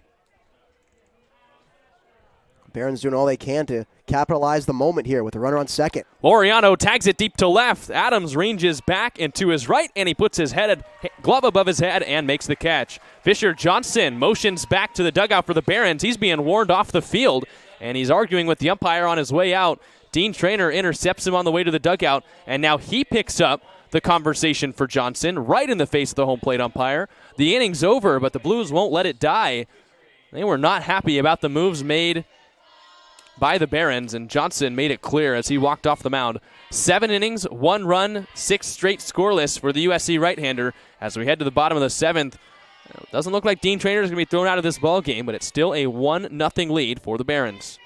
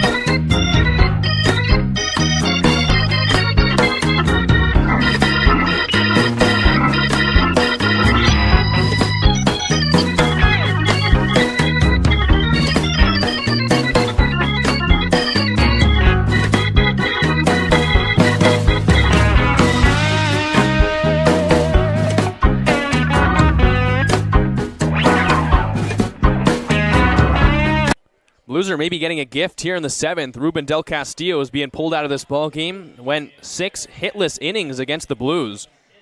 But he was at 94 pitches, so it's a lefty coming in. It's Shamir Marshall, the 6'2", 205-pound left-hander from West LA College, who will pitch here in the 7th. Actually looks here, he was at Compton College, saw minimal action, just saw 2 innings last year. But so far this summer, same story, only 3 innings, but allowed 1 earned run in the 3 outings. 4 walks or 5 walks, 4 strikeouts. Jason Hansen to lead things off. He takes a fastball off the inside corner, 1 ball and no strikes. Hansen hit a line drive to center his first at-bat, and then came up again in the 4th, tried to bunt his way on, and was retired by Ruben Del Castillo, who played it with ease. And now Hansen takes a fastball in the inside corner, 88 miles an hour out of the hand of Marshall. Hansen came into this one riding a 7-game hit streak. I think we were a little surprised to see him try and go for the bunt to reach base. I think he was just doing anything he could to continue the inning. 1-1. Hansen takes well inside, brushed him back, 2 balls and 1 strike. And we've seen a lot so far in this 2-game series. I know it's only a 1-run game, but it's hard to look at that with all the chippiness that's going on and not think at least a little bit about intent. Marshall delivers, and Hansen takes way outside. 3 balls and 1 strike. So only a 1-run game, but things have gotten chippy between these two teams. The Blues will take a base runner any way they can get one. And the Blues have thrived on the chippiness so far this year. Marshall sets to the belt. 3-1 on the way. Hansen takes outside. It's a leadoff walk for the first baseman from UC Davis. Runner at first with nobody out. Blues still looking for their first hit and the first run. If they can bring one across, they tie this game going to the 8th. And Hansen takes a fastball that has been called a strike today with that wider strike zone, catches a break there and draws the walk. 4th walk for the Blues. They've also reached on 2 errors by the second baseman Tavares, who's been replaced in this ball game. And now Alex Laureano, the new catcher, out to talk with Shamir Marshall. So we've got some defensive changes. We know that Ramirez is the second baseman after he came in for Tavares. Laureano is behind the plate. And I believe Justin Baldwin is out there somewhere. I'm trying to figure out who's at first base with Hernandez being pulled. It looks like it's Klinovsky who's at first, and I'd assume that Baldwin went into right. Meeting at the mound disperses. Runner at first, nobody out here in the bottom of the 7th.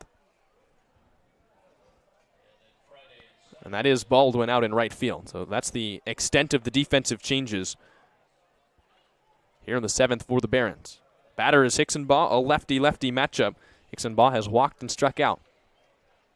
Marshall deals. It's a slash bunt for Hicksenbaugh. Nobody's at second base, so the third baseman Williams goes to first. And now no one's at third, and Hansen can advance. The Barons had a chance there to turn a double play as Hicksenbaugh a little bit too much push on the bunt, but nobody covered the second base bag. So a sacrifice moves Hansen to second base. It's a good bunt by Hicksenbaugh, just a little too hot, too much for him to reach first, but does its job, gets Jason Hansen over to second base. Neighbor's got to be there at second if they wanted to flip the double play there, reading how hot that bunt came off the bat. They would have had plenty of time to get Hansen. Who knows if they would have turned the double play, but would have kept the runner out of scoring position. Instead, it's Hansen at second, 1 out. The batter's Jacob Galloway. Galloway has struck out and reached on an error. He's 0 for 2. USC catcher still looking for his first league RBI. One here would tie the game up. First pitch of the at-bat, and Galloway takes a fastball on the inside corner at 85. No balls and 1 strike.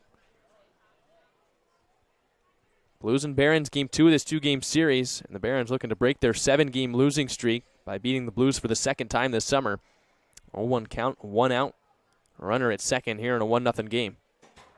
Hansen leads off the second base bag. Marshall looks there, now brings it home. And Galloway takes a little low, 1-1. So the lefty Marshall is at the plate, and you've got a lefty at the plate for the Blues. Jariah Lewis, another left-handed hitter, standing on deck. So the Barons, who we saw play the matchups yesterday, have to like the way that this lines up at the very least. 1-1. And Galloway takes outside through the legs of the catcher Laureano all the way to the backstop. Hansen to third, and now the tying run's 90 feet away for the Blues. That changes a lot. St. Louis catching a break right now. Yeah, just 90 feet away is that tying run. And if you're Jacob Galloway, you'd love to see your hard work pay off in the at-bats you've been putting together, seeing a lot of pitches, making pitchers work. And now you're in a hitter's count here, 2-1 with the infield in. You just got to loft one somewhere in the outfield. Laureano, who entered this game as a pinch hitter, first inning behind the plate, makes a mistake. So the tying run at third. Galloway swings and misses at a high breaking ball. 2-2 the count. Now, Dorado hadn't been hitting the ball so far today, but he had been playing excellent defense behind home plate. Second he's replaced, it's an error or a passed ball by the new catcher, Laureano. 2-2 count. Galloway trying to do a job tie this one up. Marshall sets, brings it home. And Galloway takes the curveball low. 3 balls and 2 strikes. A walk, not the worst thing for the Barons. It would create a force out at first and second, put the double play in order with just 1 out. But you've got Jariah Lewis on deck, who's been one of the better hitters in the Blues lineup all year. 3-2 the count. Tying run at third, 1 out here in the 7th. And Galloway takes outside. So the USC catcher draws his 5th walk of the summer. Runners at the corners with 1 away. That one could have gotten ugly too. Laureano making an adjustment, bodying that ball up a bit more, staying underneath it longer, preventing it from hitting the backstop. All they'll let is that 190 to Galloway at first, runners at the corners. So Marshall has faced 3 hitters. He's walked 2. The only out he's gotten was Hicksonbaugh's sac bunt coming into the game for Ruben Del Castillo, and Marshall just has not had great command. And now an arm starting to warm up as well in the Barons dugout. Blues still looking for their first hit. One here would put them on the board, tying run at third. You got the go-ahead run now at first with Jacob Galloway, who even for a catcher's got great speed. Left-on-left matchup. Jariah Lewis, now the center fielder from San Jose State at the plate. And Lewis takes the first pitch low, 1 ball and no strikes. It's a big moment here for St. Louis. Really needing to capitalize in this situation here, especially after that free 90 awarded to Jason Hansen. 1-0, Marshall sets above the belt, brings it home, and Lewis has to spin back out of the way of that high fastball. 2 balls and no strikes. While a walk was okay to set up the double play, if you're the Barons, you don't want to walk here. It would load the bases up, put the go-ahead run in scoring position for Jacob Ruley, who's on deck. Hitters count for Jariah Lewis. Can't try and do too much. Very least, the Blues trying to tie it up. Lewis takes low. 3 balls and no strikes. Things starting to unravel a little bit for the Barons here in the 7th. As soon as the starter, Del Castillo, pulled from the game, Shamir Marshall 2 walks on the verge of a third.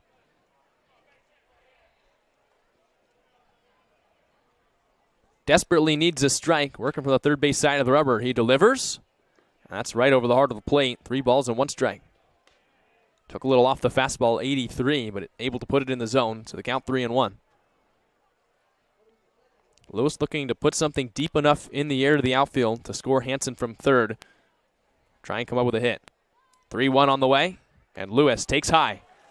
3 walks now in the inning, and the bases are loaded. And that might chase Marshall from this game. Coach coming out to talk with his left-hander. Blues have the bases loaded. You've got the tying run and go-ahead run, both in scoring position now. And Jacob Ruley, who's been as reliable as any Blue in the order, is coming to the plate. And we talk about these moments until we're blue in the face. And the Blues really needing to capitalize with runners at every station. And 1 out here, really needing to just scratch at least 1 across. Marshall's done. A right-hander's coming in. It looks like it'll be Nicholas Romanowski. We'll give him some time to warm up, and we'll come back after this break on the SLO Blues streaming network. Blues trying to tie or take the lead here in the 7th.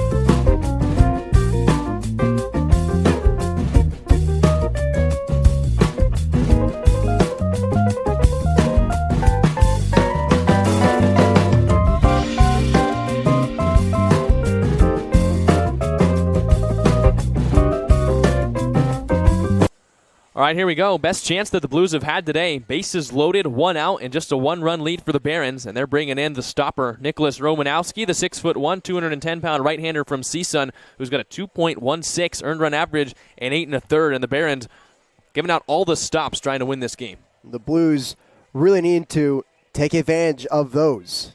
And they gave him the free ones this inning with the walks and the pass balls over to Jason Hansen, be able to reach third base. Now it's up to Jacob Ruley to do something about it. Yet the tying run at third is Jason Hansen. Go-ahead run is at second in Jacob Galloway. And it looks like the corners will play in and the middle infield will play back for the Barons. Still a chance for Academy to turn a double play and get out of this inning. But the Blues could really make it hurt. Bases loaded, 1 out. Trying to tie or take the lead here with the right-hander on the mound. Romanowski works from the windup, looks in at Jacob Ruley. Ruley's 0 for 1 with a walk. First pitch of the at-bat. And Ruley takes in the dirt. It bounces away from Laureano, but doesn't skirt too far.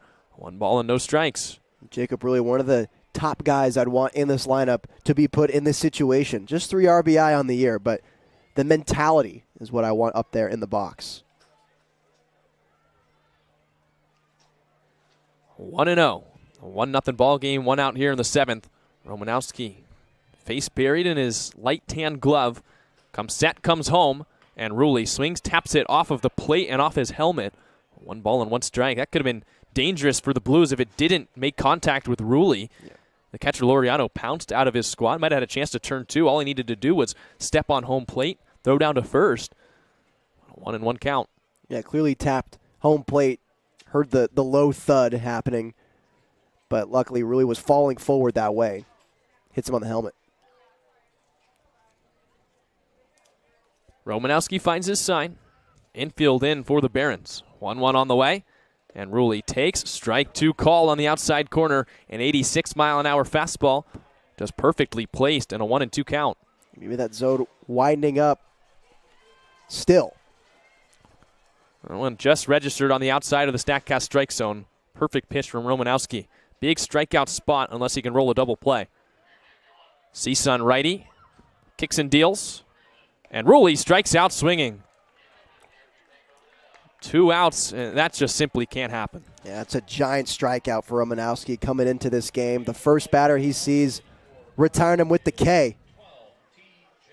Ruley talking with the catcher, Laureano. Those 2 exchanging words as Ruley takes back to the dugout. This game definitely taking a toll so far on the Blues. And now it'll be up to TJ Adams, first at bat for the new left fielder from Arizona. Pitch to the righty. And Adams swings and hits it off Laureano, the catcher. No balls and 1 strike. We've talked about it all summer. You got a runner at third, less than 2 outs. It's where the great teams find a way to score runs. It's where they'll tie it up. They'll take the lead. The Blues just simply have not excelled in those situations. And another time where it's a strikeout in a spot where you have to try and put the ball in play. Yeah, they still got a chance here with 2 outs, but definitely makes it harder when you just have that 1 out to work with instead of 2. So Romanowski comes in, gets the strikeout, and needs just 1 more out to get out of the inning. An 0-1 count on Adams. The CSUN righty from the belt delivers, and Adams fights it off the other way. A quick 0-2 count. Adams so far this year in league play, 4 hits in 31 at-bats. He has 4 league RBI. Needs 1 here to tie the game for the Blues. Tying run at third, go-ahead run at second. Hansen and Galloway, the base runners. Pitch on the way, and Adams takes strike 3 call. 2 strikeouts for Romanowski. The Blues blow the 7th as we head to the 8th inning. It's 1-0 on the SLO Blues streaming network.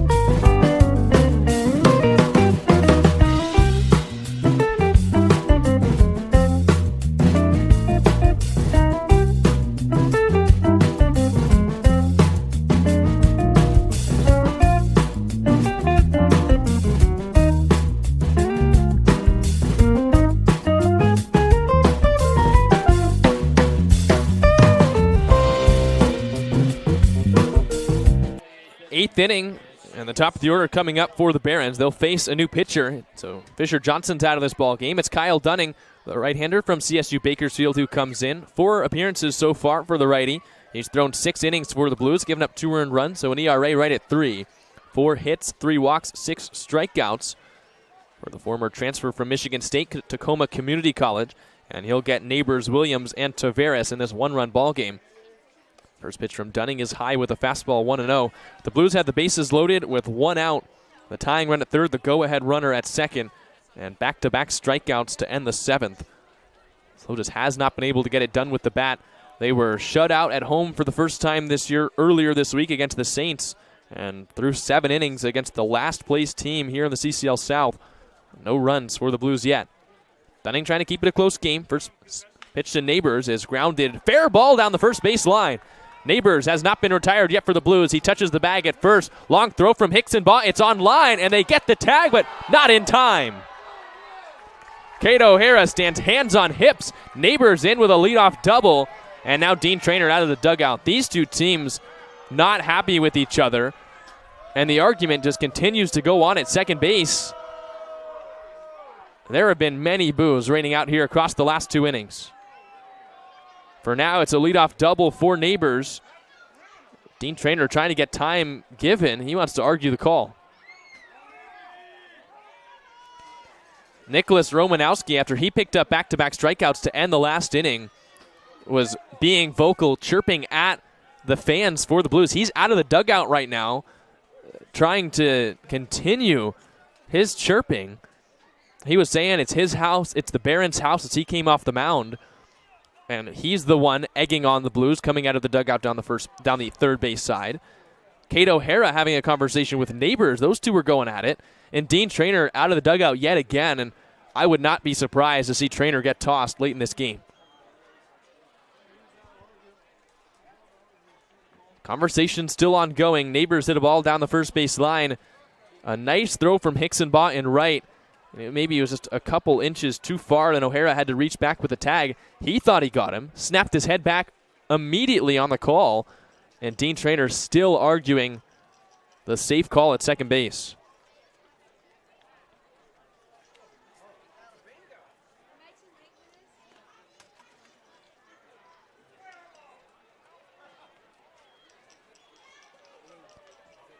Blues manager still making his case at second, and now the umpire starts to walk away. Traynor upset, unleashing words that are not family-friendly over the broadcast. Down near second base, now he finally walks off. The call will stay the same. So that's the 6th hit for the Barons, a double for Neighbors. First extra base hit of the day for the Academy. And now you've got a runner in scoring position with nobody out. First batter Dunning faces, gives up the double, and now it'll be Thomas Williams. For how much runs have been at a premium today and in the entire season series between these two teams, I think you expect the Barons to try and play small ball here.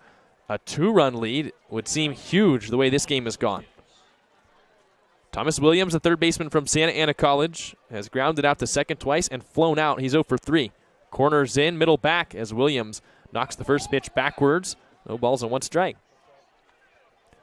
I was mostly expecting Williams to try and bunt in this situation. Try and move another insurance run to third base with 1 out. No square for the third baseman. 0-1 on the way. Williams hits it on the ground to second. This will work the same as a bunt. Ruley has to go down to Anita field it. Moving over to third is Neighbors. 1 out in the inning, and that runner moves up to third. Some guys maybe are more comfortable doing that than bunting, and that'll force the Blues to bring the infield in. You've got Neighbors with good speed at third base, just 1 out. And it's Christian Taveras, the second baseman from Compton Community College, who comes up. This is a situation in past games. The Blues have opted for an intentional walk. It doesn't look like they'll do that here. Everyone in for the Blues. 1-0 game, runner at third. Pitch on the way.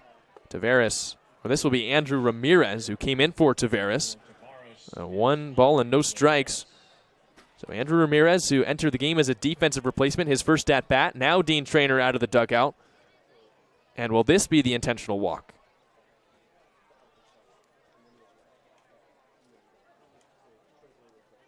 Traynor out of the Blues dugout. I wonder if he didn't remember that Ramirez came into this game at second base. Trainer arguing about something. Of course he's not happy. He hasn't been happy all day. The Blues feel like they've been on the short end of the stick. A couple of different calls in this game. Nin Burns has already been ejected from the game. The Blues feel like they've just been the subject of bad umpiring today as Dean Trainer waves off the umpire back to the dugout. A 1-ball, no strike count on Ramirez. Blues aren't happy. They've got to flush it and try and keep it just the 1-run game. Dunning brings it home. Ramirez takes in the dirt outside. 2 balls and no strikes.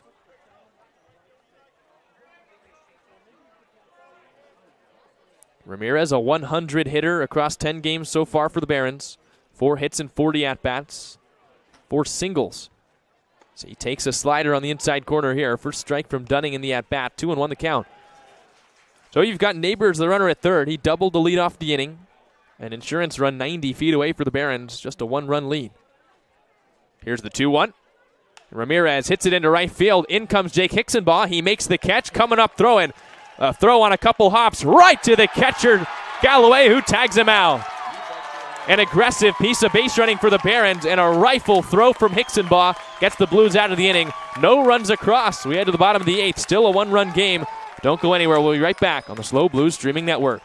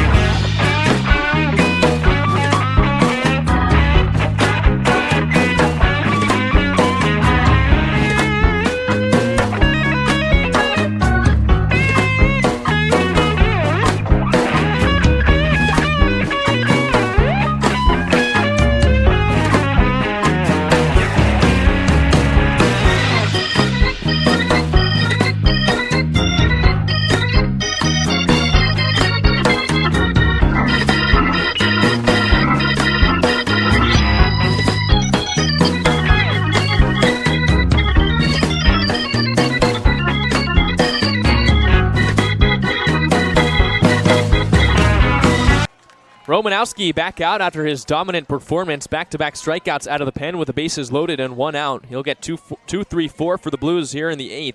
It's O'Hara, DiCarlo, Matt Spear against the vocal righty, who has certainly not made himself a fan favorite here at Sinsheimer Stadium. And it's Kate O'Hara who leads things off with the first Blues base hit. A line drive into center, and the Blues get the tying run on board again. And Romanowski, he came off the mound after his back-to-back strikeouts to end the 7th, and he was chirping with the fans. He was chirping back at the Blues, and certainly probably the most hated Academy Baron so far this season. And he's out there on the mound, a vocal guy, but it's put up or shut up time for Romanowski. He got the tying run on base again as Kate O'Hara comes through with a base hit. First of the day for the Blues, so no more no-no. And here's Sam DiCarlo. Pitch on the way. DiCarlo squares to bunt, takes high. 1 ball and no strikes. Blues maybe trying to use a little small ball. It's just the 1-run game. The tying run, Kate O'Hara with some good speed at first. San Luis Obispo trying to manufacture a run. They have not scored today, and they've had trouble offensively all week. Romanowski set at the belt. 1-0. DiCarlo squares again, takes in the dirt. A nice block from Laureano, a 2 ball, no strike count. So Romanowski, even though DiCarlo is offering up and out, can't throw a strike.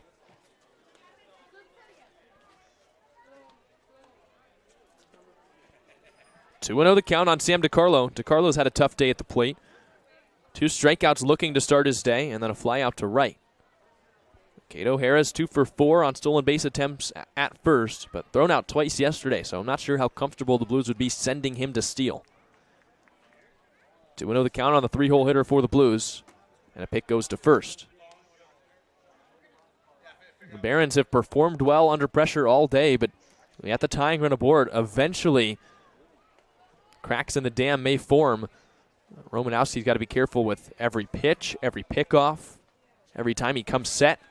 And a 2-0. DiCarlo takes a fastball in the outside corner, 2 balls and 1 strike. So DiCarlo squaring again, but pulls it back for the 3rd straight time. 2-1 the count, as this time Romanowski able to fire in a strike. 1-0 game, game 2 of this series. Time is called. It's Cato Hara who wanted the time at first. Blues are 2-1 against the Barons this year. Game 2 of this 2-game set. They're searching for just their 2nd sweep in league play. Haven't had one since when they went to Orange County 4 weeks ago and beat the Riptide across those 2 games. 2-1. Runner on the move. Here's the throw down from the catcher Laureano. It's wide. The tag is not in time. Cato Hara steals the bag and puts himself in scoring position with nobody out. A gutsy move by the Texas shortstop, but he slides in safe.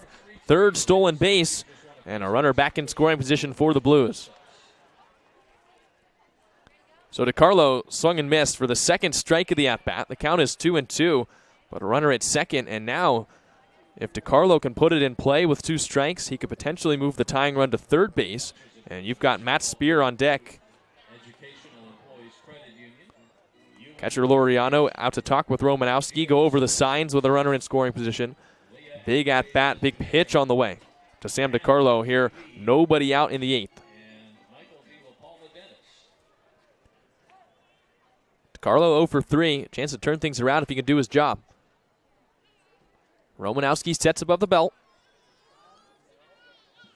O'Hara dances, pitch on the way, and DiCarlo takes the changeup high.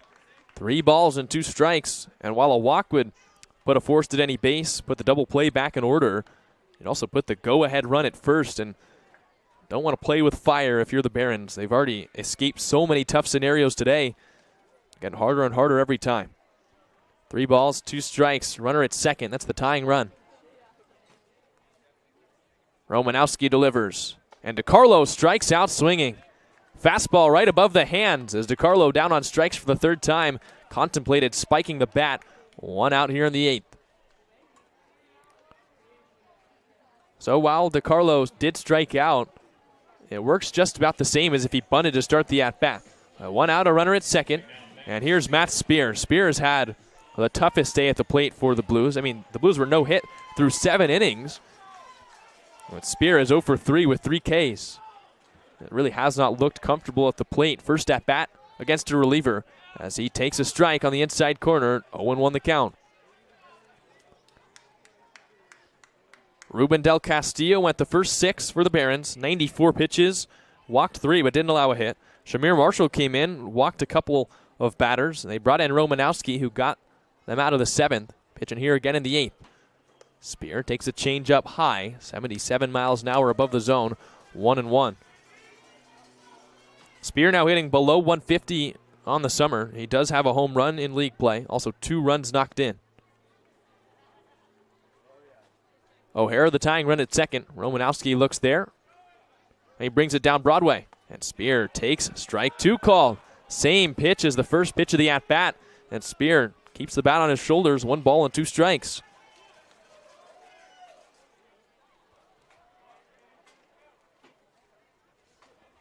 Blues have struck out 12 times today. Can't afford to go down on strikes for the rest of this game. 1-2. And Spear takes a little off the plate. So we've seen wide strikes all day. That was close, but Spear gets the benefit of the call. Count evens up at 2-2. A slider that just missed the outside corner. maybe a second life for the San Jose State DH. Right on left matchup, tying run at second. Kate O'Hara, who's got good speed. Infield plays Spear to pull. 2-2 on the way, and Spear ropes it down the first base line. It's a base hit. Coming around third in to score is Kate O'Hara. The tying run to the plate. It's 1-1 as Spear comes through.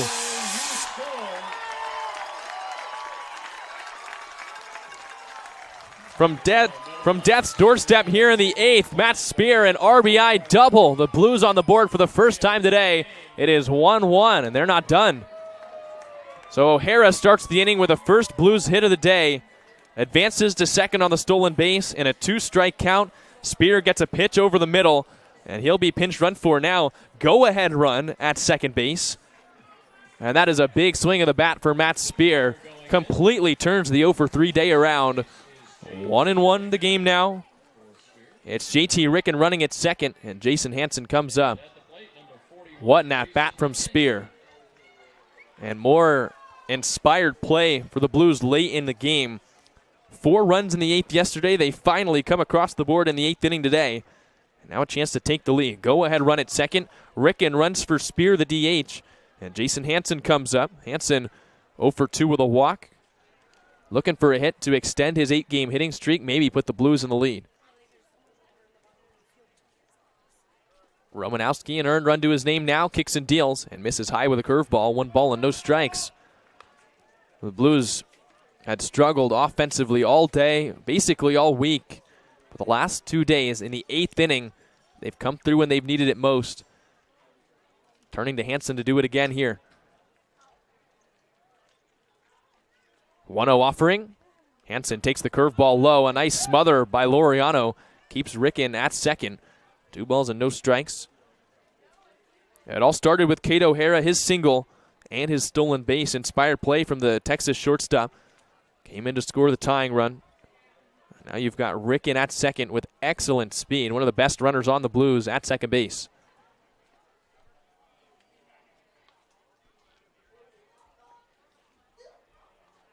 Romanowski sets. 2-0. Fastball in the dirt, and Laureano all over it once again. 3 balls and no strikes. Now is a situation where they might be pitching around Jason Hansen. You've got the kid, Jake Hicksonbaugh, on deck. A walk sets up the double play to potentially get the Barons out of the inning. Force at any base. There isn't a whole ton of reason to pitch to Hansen here. The go-ahead run already aboard. 3 balls, no strikes. Ricken will lead off second. What Romanowski has to be careful of is throwing one to the backstop. 3-0. That pitch is on the outside corner with the fastball. 3-1. 83 miles an hour as the righty took a little off. Count 3-1.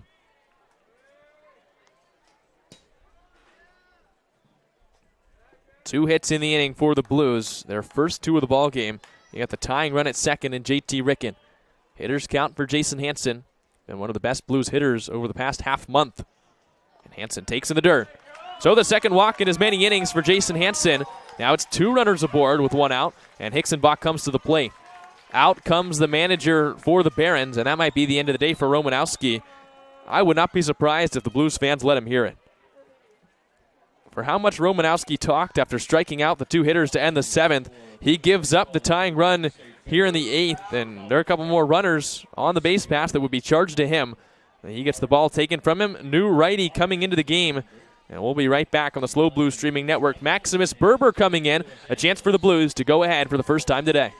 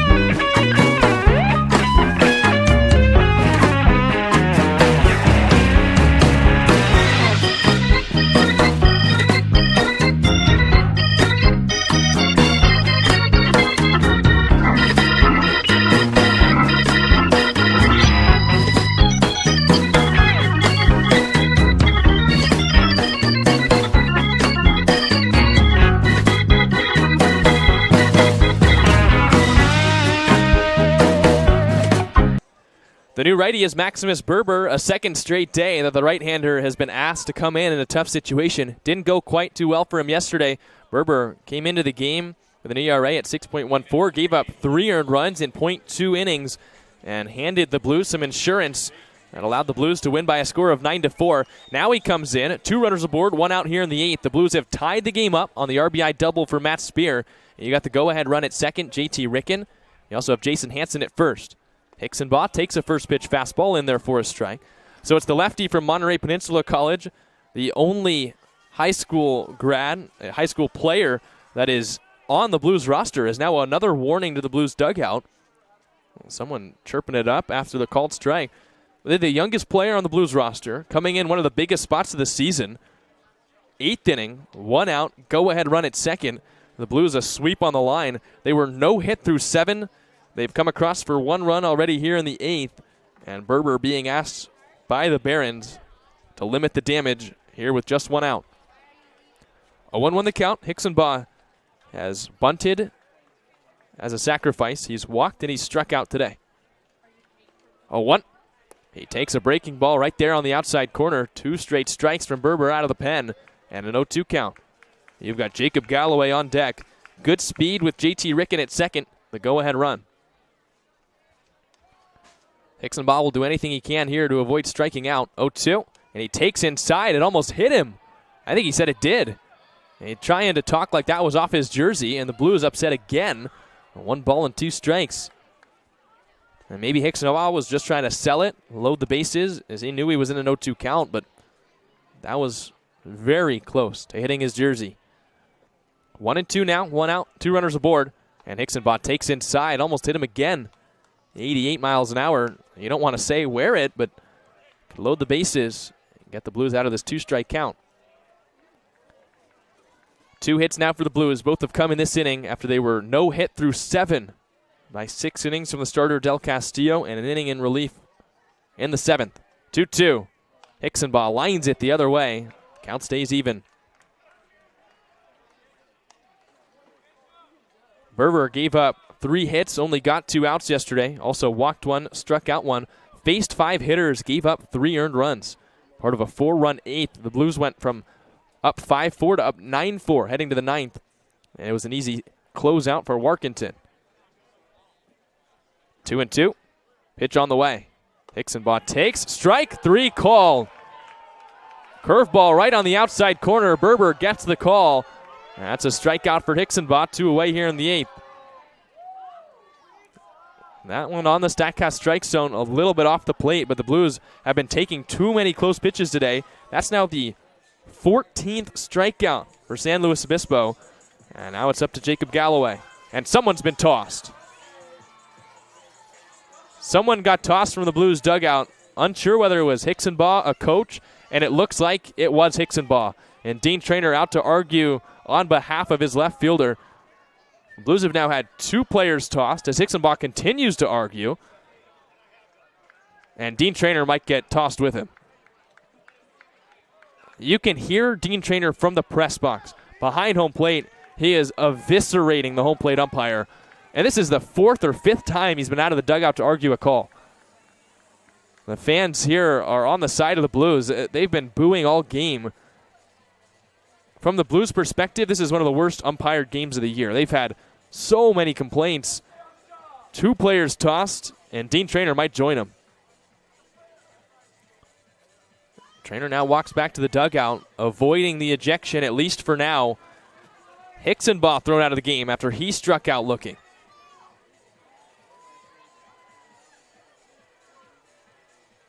So another toss after the 2nd out here in the 8th. Don't let that take away from the situation here. Still a go-ahead runner in scoring position for the Blues. It's Ricken at second.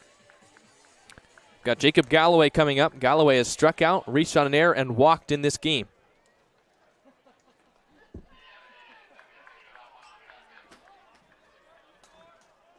Two arms warm up for the Blues as Galloway takes a strike on the inside corner, 0-1. It looks like it's just Cody Darcy playing a little bit of catch, not to pitch, but Boston Warkentin, who closed out yesterday's game, in the pen for the Blues. If the Blues take the lead, he'll come in. If not, it might still be Dunning. 0-1. and Galloway takes well outside. 1-1 the count. Galloway, the catcher from USC, was so clutch for the Trojans this past year. Hit .365 as a freshman. He's been struggling at the plate all summer for the Blues, with a chance to erase most of the struggle. If you can pick up a base hit here, put the Blues ahead. Tying run at second, 1-1. And Galloway takes strike 2 call. Another breaking ball high in the zone, but called the strike on the outside corner. 2 strikes, 2 outs.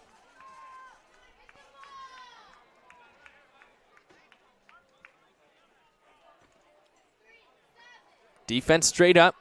Outfield shallow for the USC catcher. 1-2 on the way, and Galloway takes inside. 2-2, a sliding stop from Laureano. You've got Galloway at the plate, Jariah Lewis on deck. 2 lefties for the Blues against Berber, the right-hander, who came in, runners at first and second, just the 1 out. He has struck out Hicksonbaugh, and he's a strike away from getting out of the 8th. The Blues, though, have tied it in this inning. Chance to take the lead. Berber sets to the belt, looks at Ricken at second. Now he brings it home, and Galloway pops it up. Left side in foul territory. Diaz, the left fielder, ranges over the line, and he makes the 2-handed catch for the final out. Blues tie it up in the 8th, and we're heading to the 9th. A 1-1 game here from Sinsheimer Stadium.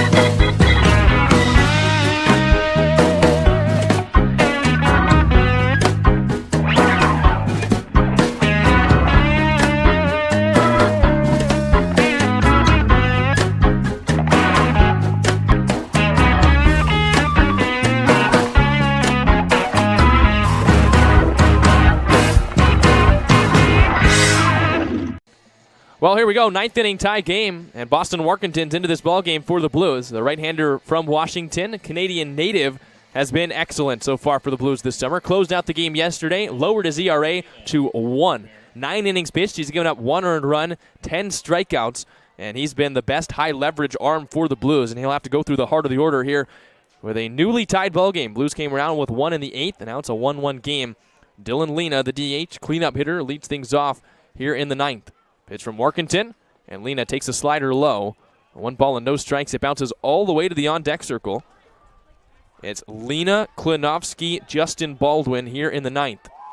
1-1. This game has been tight the whole way, and it's been chippy for the last couple innings. Workington delivers, and time is called. The ball was never picked up, and now ball boy returns back. Workington was halfway through his windup, and the ball boy gets an applause. No love lost so far between the Barons and the Blues. The Blues have had 2 players ejected. The Barons have been chirping at the Blues all game. It's only increased in amount the last couple innings. 1-0, and Lena takes a slider right off the outside corner, a little bit low. 2 balls and no strikes. Giovanni Blanchette is the new right fielder for the Blues. After Hicksonbaugh was tossed, it's the former St. Mary's Gale. It's in right. 2-0. And Lena takes a fastball outside. 3-0 the count. If you were to find a problem with Warkentin so far this season, you would point to the walks. He has walked 7 in 9 innings, and sometimes when he comes out of the pen, first batter he faces, he's got to find the command. 3-0. And Lena takes a big hack. Fastball count, he swung right through it, 3-1. That's a good sign for Warkentin, able to pick up a strike, and Lena honestly helped him out with that fastball. The righty deals. Lena takes, strike 2 call. 89-mile-an-hour fastball right on the outer half, and the count moves full. 4-5-6 here in the 9th. 1-1 game. Lena, the leadoff hitter in the frame.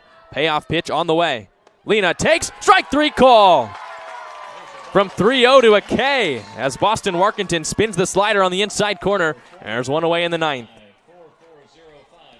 So Lena, in a 3-0 count, got a fastball out of the zone and wanted to swing so badly that he helped out Warkentin for strike 1. Then a called strike with a fastball, another one with the slider. And you got to wonder, if he didn't swing, would this inning go differently? Here's Jacob Klinowski, the right fielder from CSU East Bay. One away in the 9th inning. Klinowski, one of the better run producers in this Barons lineup, is 1 for 3 today. A single, a ground out to first, and a ground out to short. The ground out to short was into the overshift as the Blues employ it again, and Klinowski takes a fastball in the outer half. Take a look at the defense for the Blues. They've got 3 men on the right side of second base. Sam DiCarlo alone playing what is really a regular shortstop position with Kate O'Hara on the other side. 0-1, the slider's low, 1 ball and 1 strike. For the entire weekend, yesterday and today, Klinowski's done nothing but beat the ball into the ground to the right side, so you can't blame the Blues for playing the percentages, expecting him to pull the ball. And they've got O'Hara shifted over past the second base bag and Ruley deep in right. Klinowski takes the fastball low again, 2 balls and 1 strike. Every time that we talk about Warkentin, you talk about the stuff. A fastball he throws about 70% of the time, and one of the best sliders we've seen from any pitcher this entire season in the CCL. Throw that around 30% of the time. 2-pitch guy, and he's dominated up and down the South all summer. 2-1. Klinowski swings and misses. That was the fastball, 89 miles an hour, perfectly placed, and a 2-2 count. The Barons have only struck out 3 times today. Fisher Johnson, the starter, only 2. 1 to start this 9th. 2-2 on the way. And Klinowski just barely catches a piece. The count stays even. Klinowski came into this game a .273 hitter, second on the team with 12 runs batted in. Trying to start things here for the Barons in the 9th. 2-2 count, 1 out. Warkentin nods, sets just under his chin, and brings it home. It's a little bit low. A nice sliding block from Galloway, and the count moves full.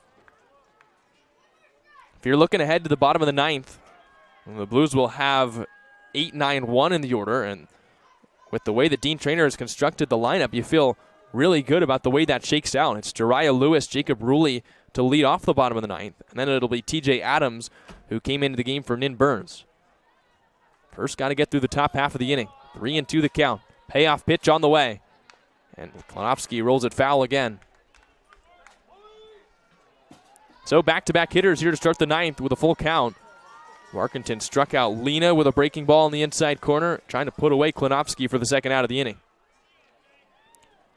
You have Justin Baldwin, who came in as a pinch hitter earlier in the game, on deck. 3-2.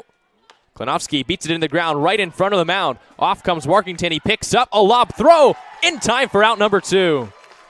Nice play by the Washington pitcher, who called off Galloway, picked up the ball himself, and threw a dart to first. 2 away in the 9th. So Warkentin has gotten behind to the first 2 hitters of the inning. Both have gone to 3-2.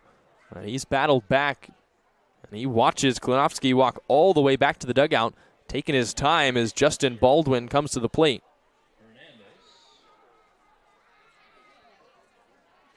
Justin Baldwin, who came into this game as a pinch runner for Mark Anthony Hernandez earlier in the ball game.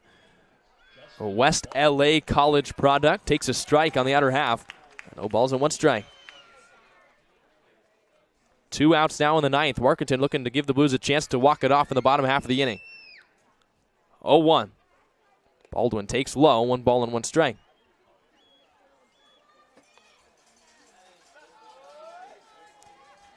Baldwin, a .310 hitter. Coming into this series, his average dropped over 30 points yesterday with a tough day. And he checks his swing. Did he go around at the slider? He did. Ball in the dirt, and Baldwin couldn't hold back. 1 ball and 2 strikes. So now Baldwin, first at bat today. He's hitting .283. He's got 2 runs batted in. He's also walked a team high 11 times. 1-2 the count. Warkentin set at the belt. The Canadian comes set. Now he delivers. And he misses just high with a fastball. 2 balls and 2 strikes. That was right at the top of the zone. Right in that top third quadrant. Warkentin doesn't get the call. 2-2 on the way. That's in the dirt. Another nice block from Galloway. And another hitter to go 3-2. And Baldwin caught a real break. That 1-2 pitch was right there at the top of the zone. It's been a strike all day. I'm not sure how Warkentin didn't get the call to ring him up. Full count, 2 outs. Baldwin at the plate. Warkentin brings it home. And Baldwin taps it foul.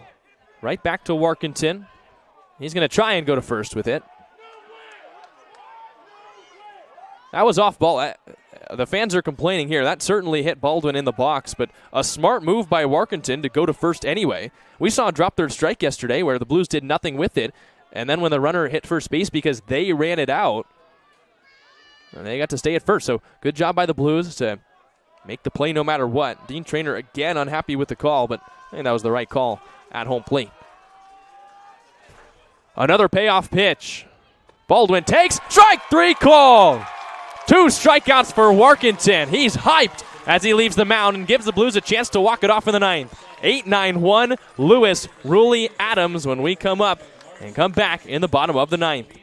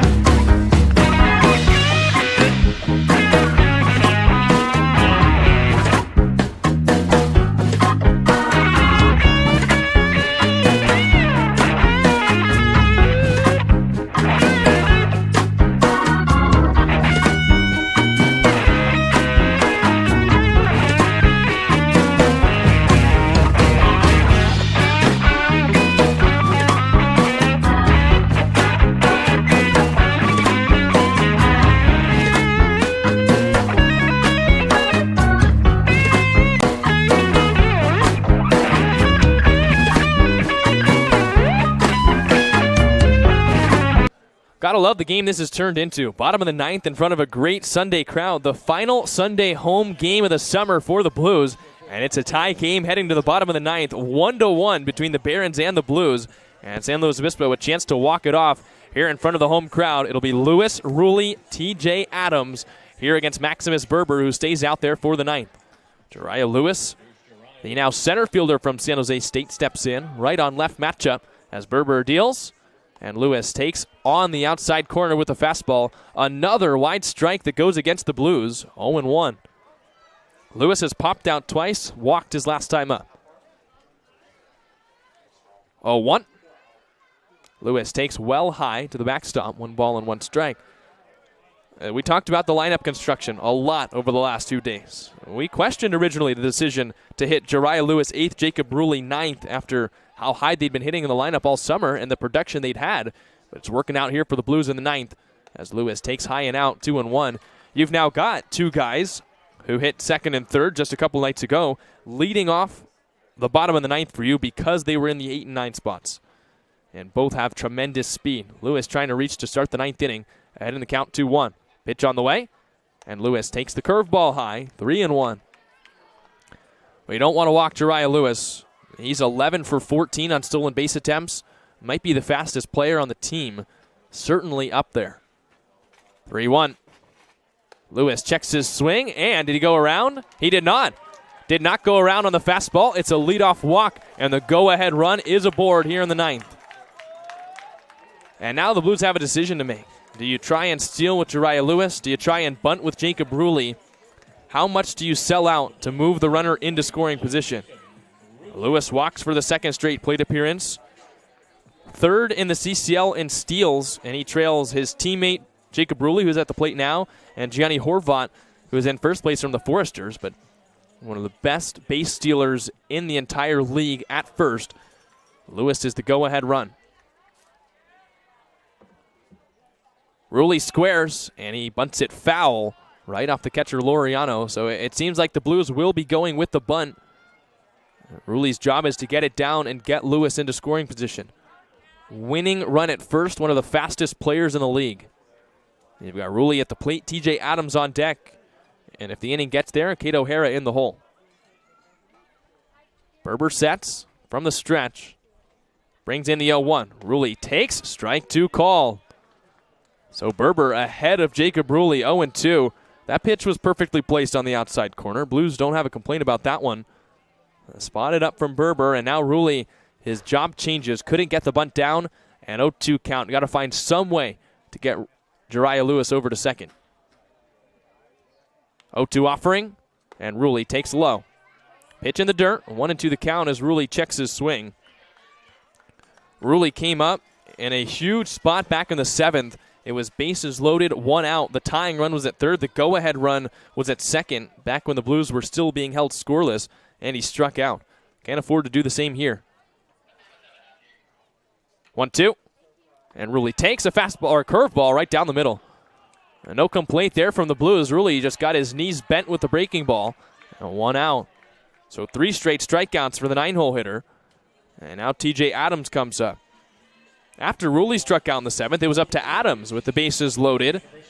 2 outs as the Blues were still held scoreless. And Adams struck out as well. He took a curveball on the outside corner. A redemption chance here for Adams. Still the winning run at first. Bottom of the ninth. Berber picks to first, a lofty throw, and a tag applied by Klinovsky, but Jariah Lewis back in. See if the Blues have any thought about trying to steal with Jariah Lewis at first base. Now that Ruley was not able to get him over, Blues could try and send the runner as Adams takes a curveball in for a strike. Adams has struggled at the plate for most of the league season.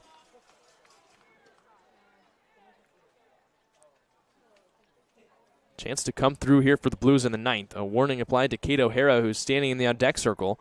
0-1 the count. Berber a long hold. He brings it home. Lewis takes off, and Adams cracks it in the air. High to right field. Baldwin, the right fielder, tracks it back. Backpedals now and makes the catch. Jariah Lewis has to backtrack to first. So Lewis got a good jump, but Adams put it in the air. 2 outs in the ninth. So now Kate O'Hara will come up. Shortstop from Texas came through his last at-bat. Single to start the 8th inning. Stole second. Eventually came around to score on the double by Matt Spear. Trying to be another hero here in the 9th inning. Jariah Lewis started the inning with a walk, but Berber has responded well. 2 non-productive outs by the Blues. And now it's up to O'Hara with 2 away. O'Hara's been on base twice. An error by the second baseman Tavares, also a single. 0-0. And he takes a curveball right down Broadway. No balls and 1 strike. So on the day, O'Hara 1 for 4. Blues only have 2 hits on the game. O'Hara's single and Spears double back last inning. And Jariah Lewis dives back into first on a pick attempt by Berber. And the Barons, who are 4-19, have pitched the Blues so well here today. The Blues have matched it step for step. 1 run for each team. Blues a chance to walk it off here in the 9th. Winning run at first. And O'Hara swings through a breaking ball. No balls and 2 strikes.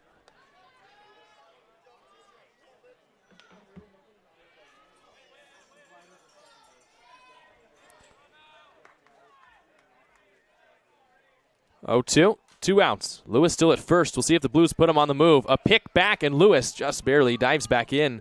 He had such a big lead. Berber, I think, didn't realize it until the last second. And 0-2 count still. Berber set to the bell. Jariah Lewis another lead. He takes off, pitch on the way, and O'Hara flies it foul. The Blues trying to put the runner in motion. If it's placed well and Lewis is on the move, all the Blues may need is a single from O'Hara. Lewis is so fast that if the ball is in the gap, maybe down the line enough on the right side, Lewis, who would already be off towards second, could already be maybe at the second base bag when the ball is landed, could score. 0-2, he runs again, and the pitch is outside. The throw from Laureano is on the money, and right in time.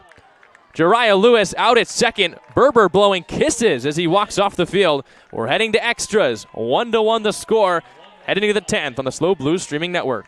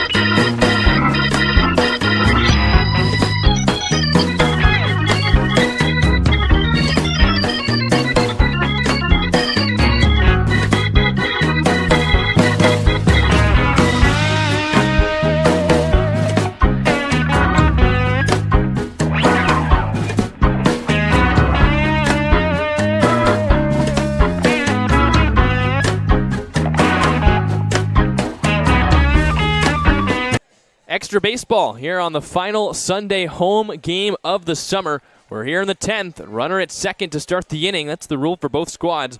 It'll be Justin Baldwin who runs at second. He was the final out of the 9th. Bottom third of the order for the Barons, who come up first here in the 10th inning. 1-1 the score as Warkentin stays out after a 1-2-3 9th. It'll be Julian Boyd, Max Diaz, Alex Laureano here in the 10th.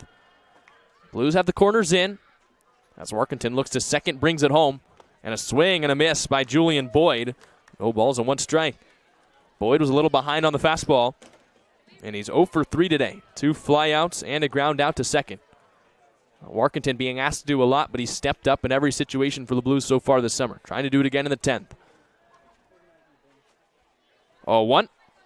Boyd takes strike 2 call. So Warkentin starts him off with 2 paralysis fastballs. 1 a swing and a miss. And 1 perfectly placed on the outer half. Taken for strike 2. This is a strikeout spot. That's how you want to start the top of the 10th if you're the home team. 0-2. Warkentin comes set. Outside set up for Galloway. Pitch on the way. And it misses just a little bit out. 1-2. That's a pitch we've seen called a strike today, but Warkentin does not get the call. So the count 1-2 on Julian Boyd, the center fielder from Colorado Mesa. Baldwin, the inherited runner. Good speed at second. Warkentin throws, and he struck him out. The slider on the outer half. That's the 3rd K for Warkentin. 1 out in the 10th, and that's a big strikeout. If you can start the top of the 10th inning, as if you're the home team, with a strikeout, you really limit the opportunities for the visiting team. A lot of times you'll see the visitors try and bunt the player over. If you do not score as the visiting team, it's hard to win. Pitch on the way, and that's a perfect slider. No balls and 1 strike. Because if you don't score, all the home team needs to do is get the runner over to third, and then they've got a chance to bring in the run with a sacrifice fly, maybe a grounder up the middle. Barron's got to score. 0-1. Another slider. This one's a little high. 1 ball and 1 strike. This is Max Diaz, the left fielder from the University of New Orleans. Diaz has singled. He's been hit by a pitch, and he grounded out to first. 1 for 2. 1-1 on the way. Diaz takes the breaking ball low right under the glove of Galloway, but he keeps it in front. 2 balls and 1 strike. It's Diaz, then Alex Laureano, who's on deck. The Barons have lost 7 straight games. And they're trying to iron things out here against the Blues. It's been tense the whole way. 2-1. That fastball's well outside. An easy take for Diaz, and the count moves to 3-1. Another really nice effort from Jacob Galloway. He's just been nails behind home plate.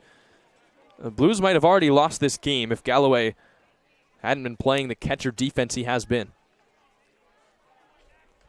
Workington trying to find the zone. 3-1 the count. He deals. That's the slider, and it's inside. So a walk for Diaz. Now 2 runners aboard. It isn't the worst thing in the world for the Blues, but they want to avoid, if at all possible, giving up more than the 1 run here in the top half of the inning. It would make it hard, much harder to come back and tie or win it in the bottom of the inning. So it does set up a double play, but you put more than just the 1 runner aboard, and it'll be Alex Laureano.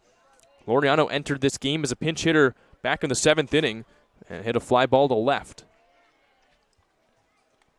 A 9-hole hitter, the leadoff man, Kamau Neighbors on deck.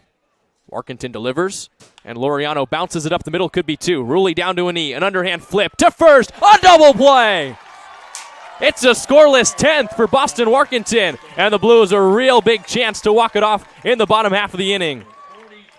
Epic pitching from the Washington right-hander, a double play to end it. We head to the bottom of the 10th. The Blues are coming back up. It'll be Adams, the runner, at second. O'Hara, DeCarlo, and Spear coming to the plate.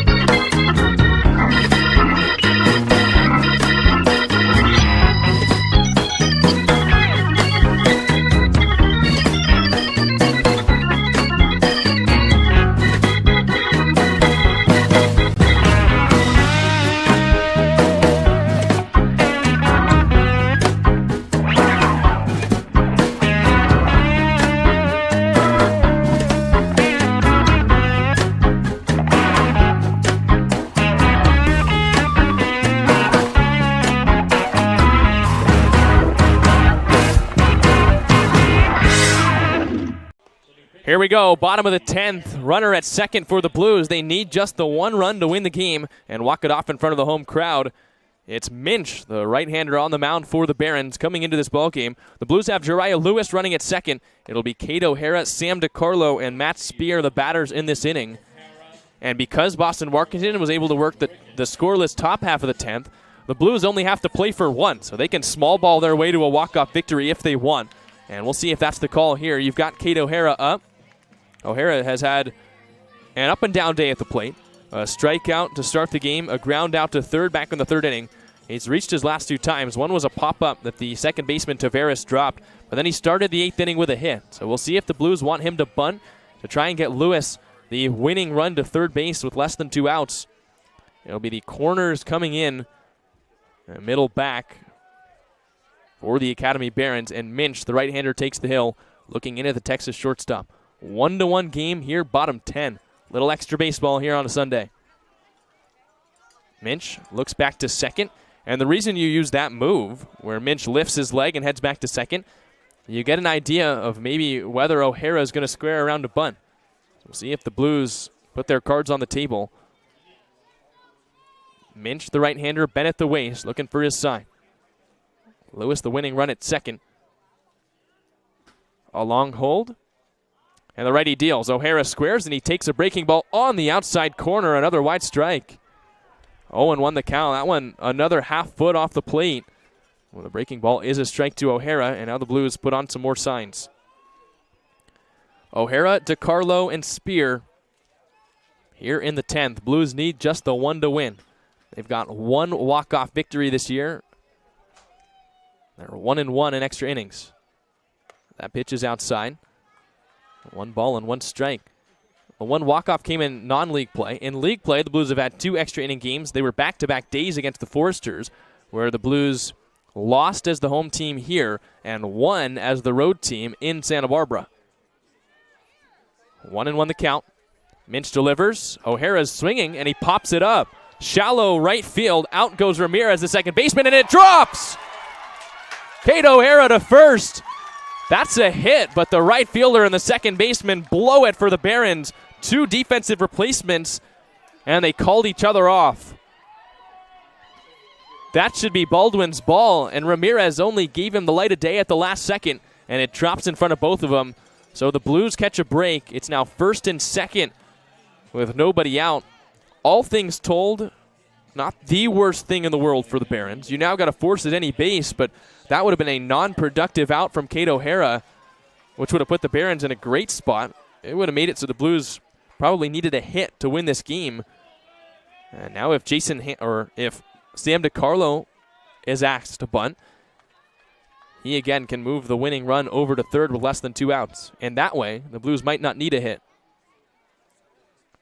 Pitch to DiCarlo. He squares and takes high. 1 ball and no strikes. Jariah Lewis, the winning run at second. Some of the best speed on the team.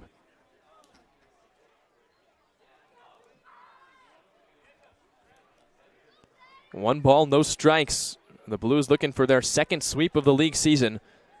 Tense game against the Barons. 1-0. DiCarlo squares and takes outside. 2 balls and no strikes. Minch a little rattled by the air behind him. Both pitches that weren't particularly close. That fastball at 82, well outside.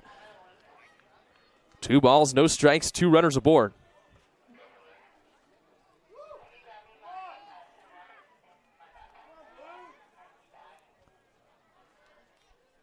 (2-0) on the way. DiCarlo still squares, and he takes high. 3 balls, no strikes, and Minch might walk the bases loaded. And that would be a huge gift for the Blues. That means they'd have a couple of chances to try and bring in the run. DiCarlo at the dish, a 3-0 count. The fans that have stayed for this game being treated with extra baseball. And DiCarlo takes high. It's a 4-pitch walk. And now here's JT Ricken. Bases loaded, nobody out. I don't know how the Barons going to work their way out of this one. JT Ricken coming to the dish. Pitching coach coming out. Minch got the pop-up from O'Hara. The defense let him down, let the ball drop. And then the 4-pitch walk. So the bases are juiced. The winning run is 90 feet away, and there's still nobody out. Little primer on the batter, JT Ricken. Ricken, this is going to be his first at bat. It's an interesting place to come up for the first time. Ricken was the pinch runner for Matt Spear in the DH spot after Spear hit the RBI double to tie the game up back in the 8th inning. So Ricken's been sitting around for an inning, probably a bat in hand, waiting for this moment. And he wanted a chance to walk it off, and he's got it here. Bases loaded, nobody out. The infield will come in for the Barons. They've got to force at any base. They can still turn a double play, maybe home to first. But Ricken trying to pick up a hit or hit it deep enough to score Jariah Lewis from third. Minch from the windup, infield in, bases loaded, nobody out. Pitch on the way. Ricken takes a first pitch breaking ball on the inside corner for a strike, and Laureano, the catcher, gave up on it. Even he didn't think it was a strike. 0-1 the count. Jariah Lewis the winning run at third. Minch into his windup, kicks and deals, and Ricken pops it up. Straight back and out of play, right into the facing of the press box. No balls and 2 strikes, and Ricken in a hole.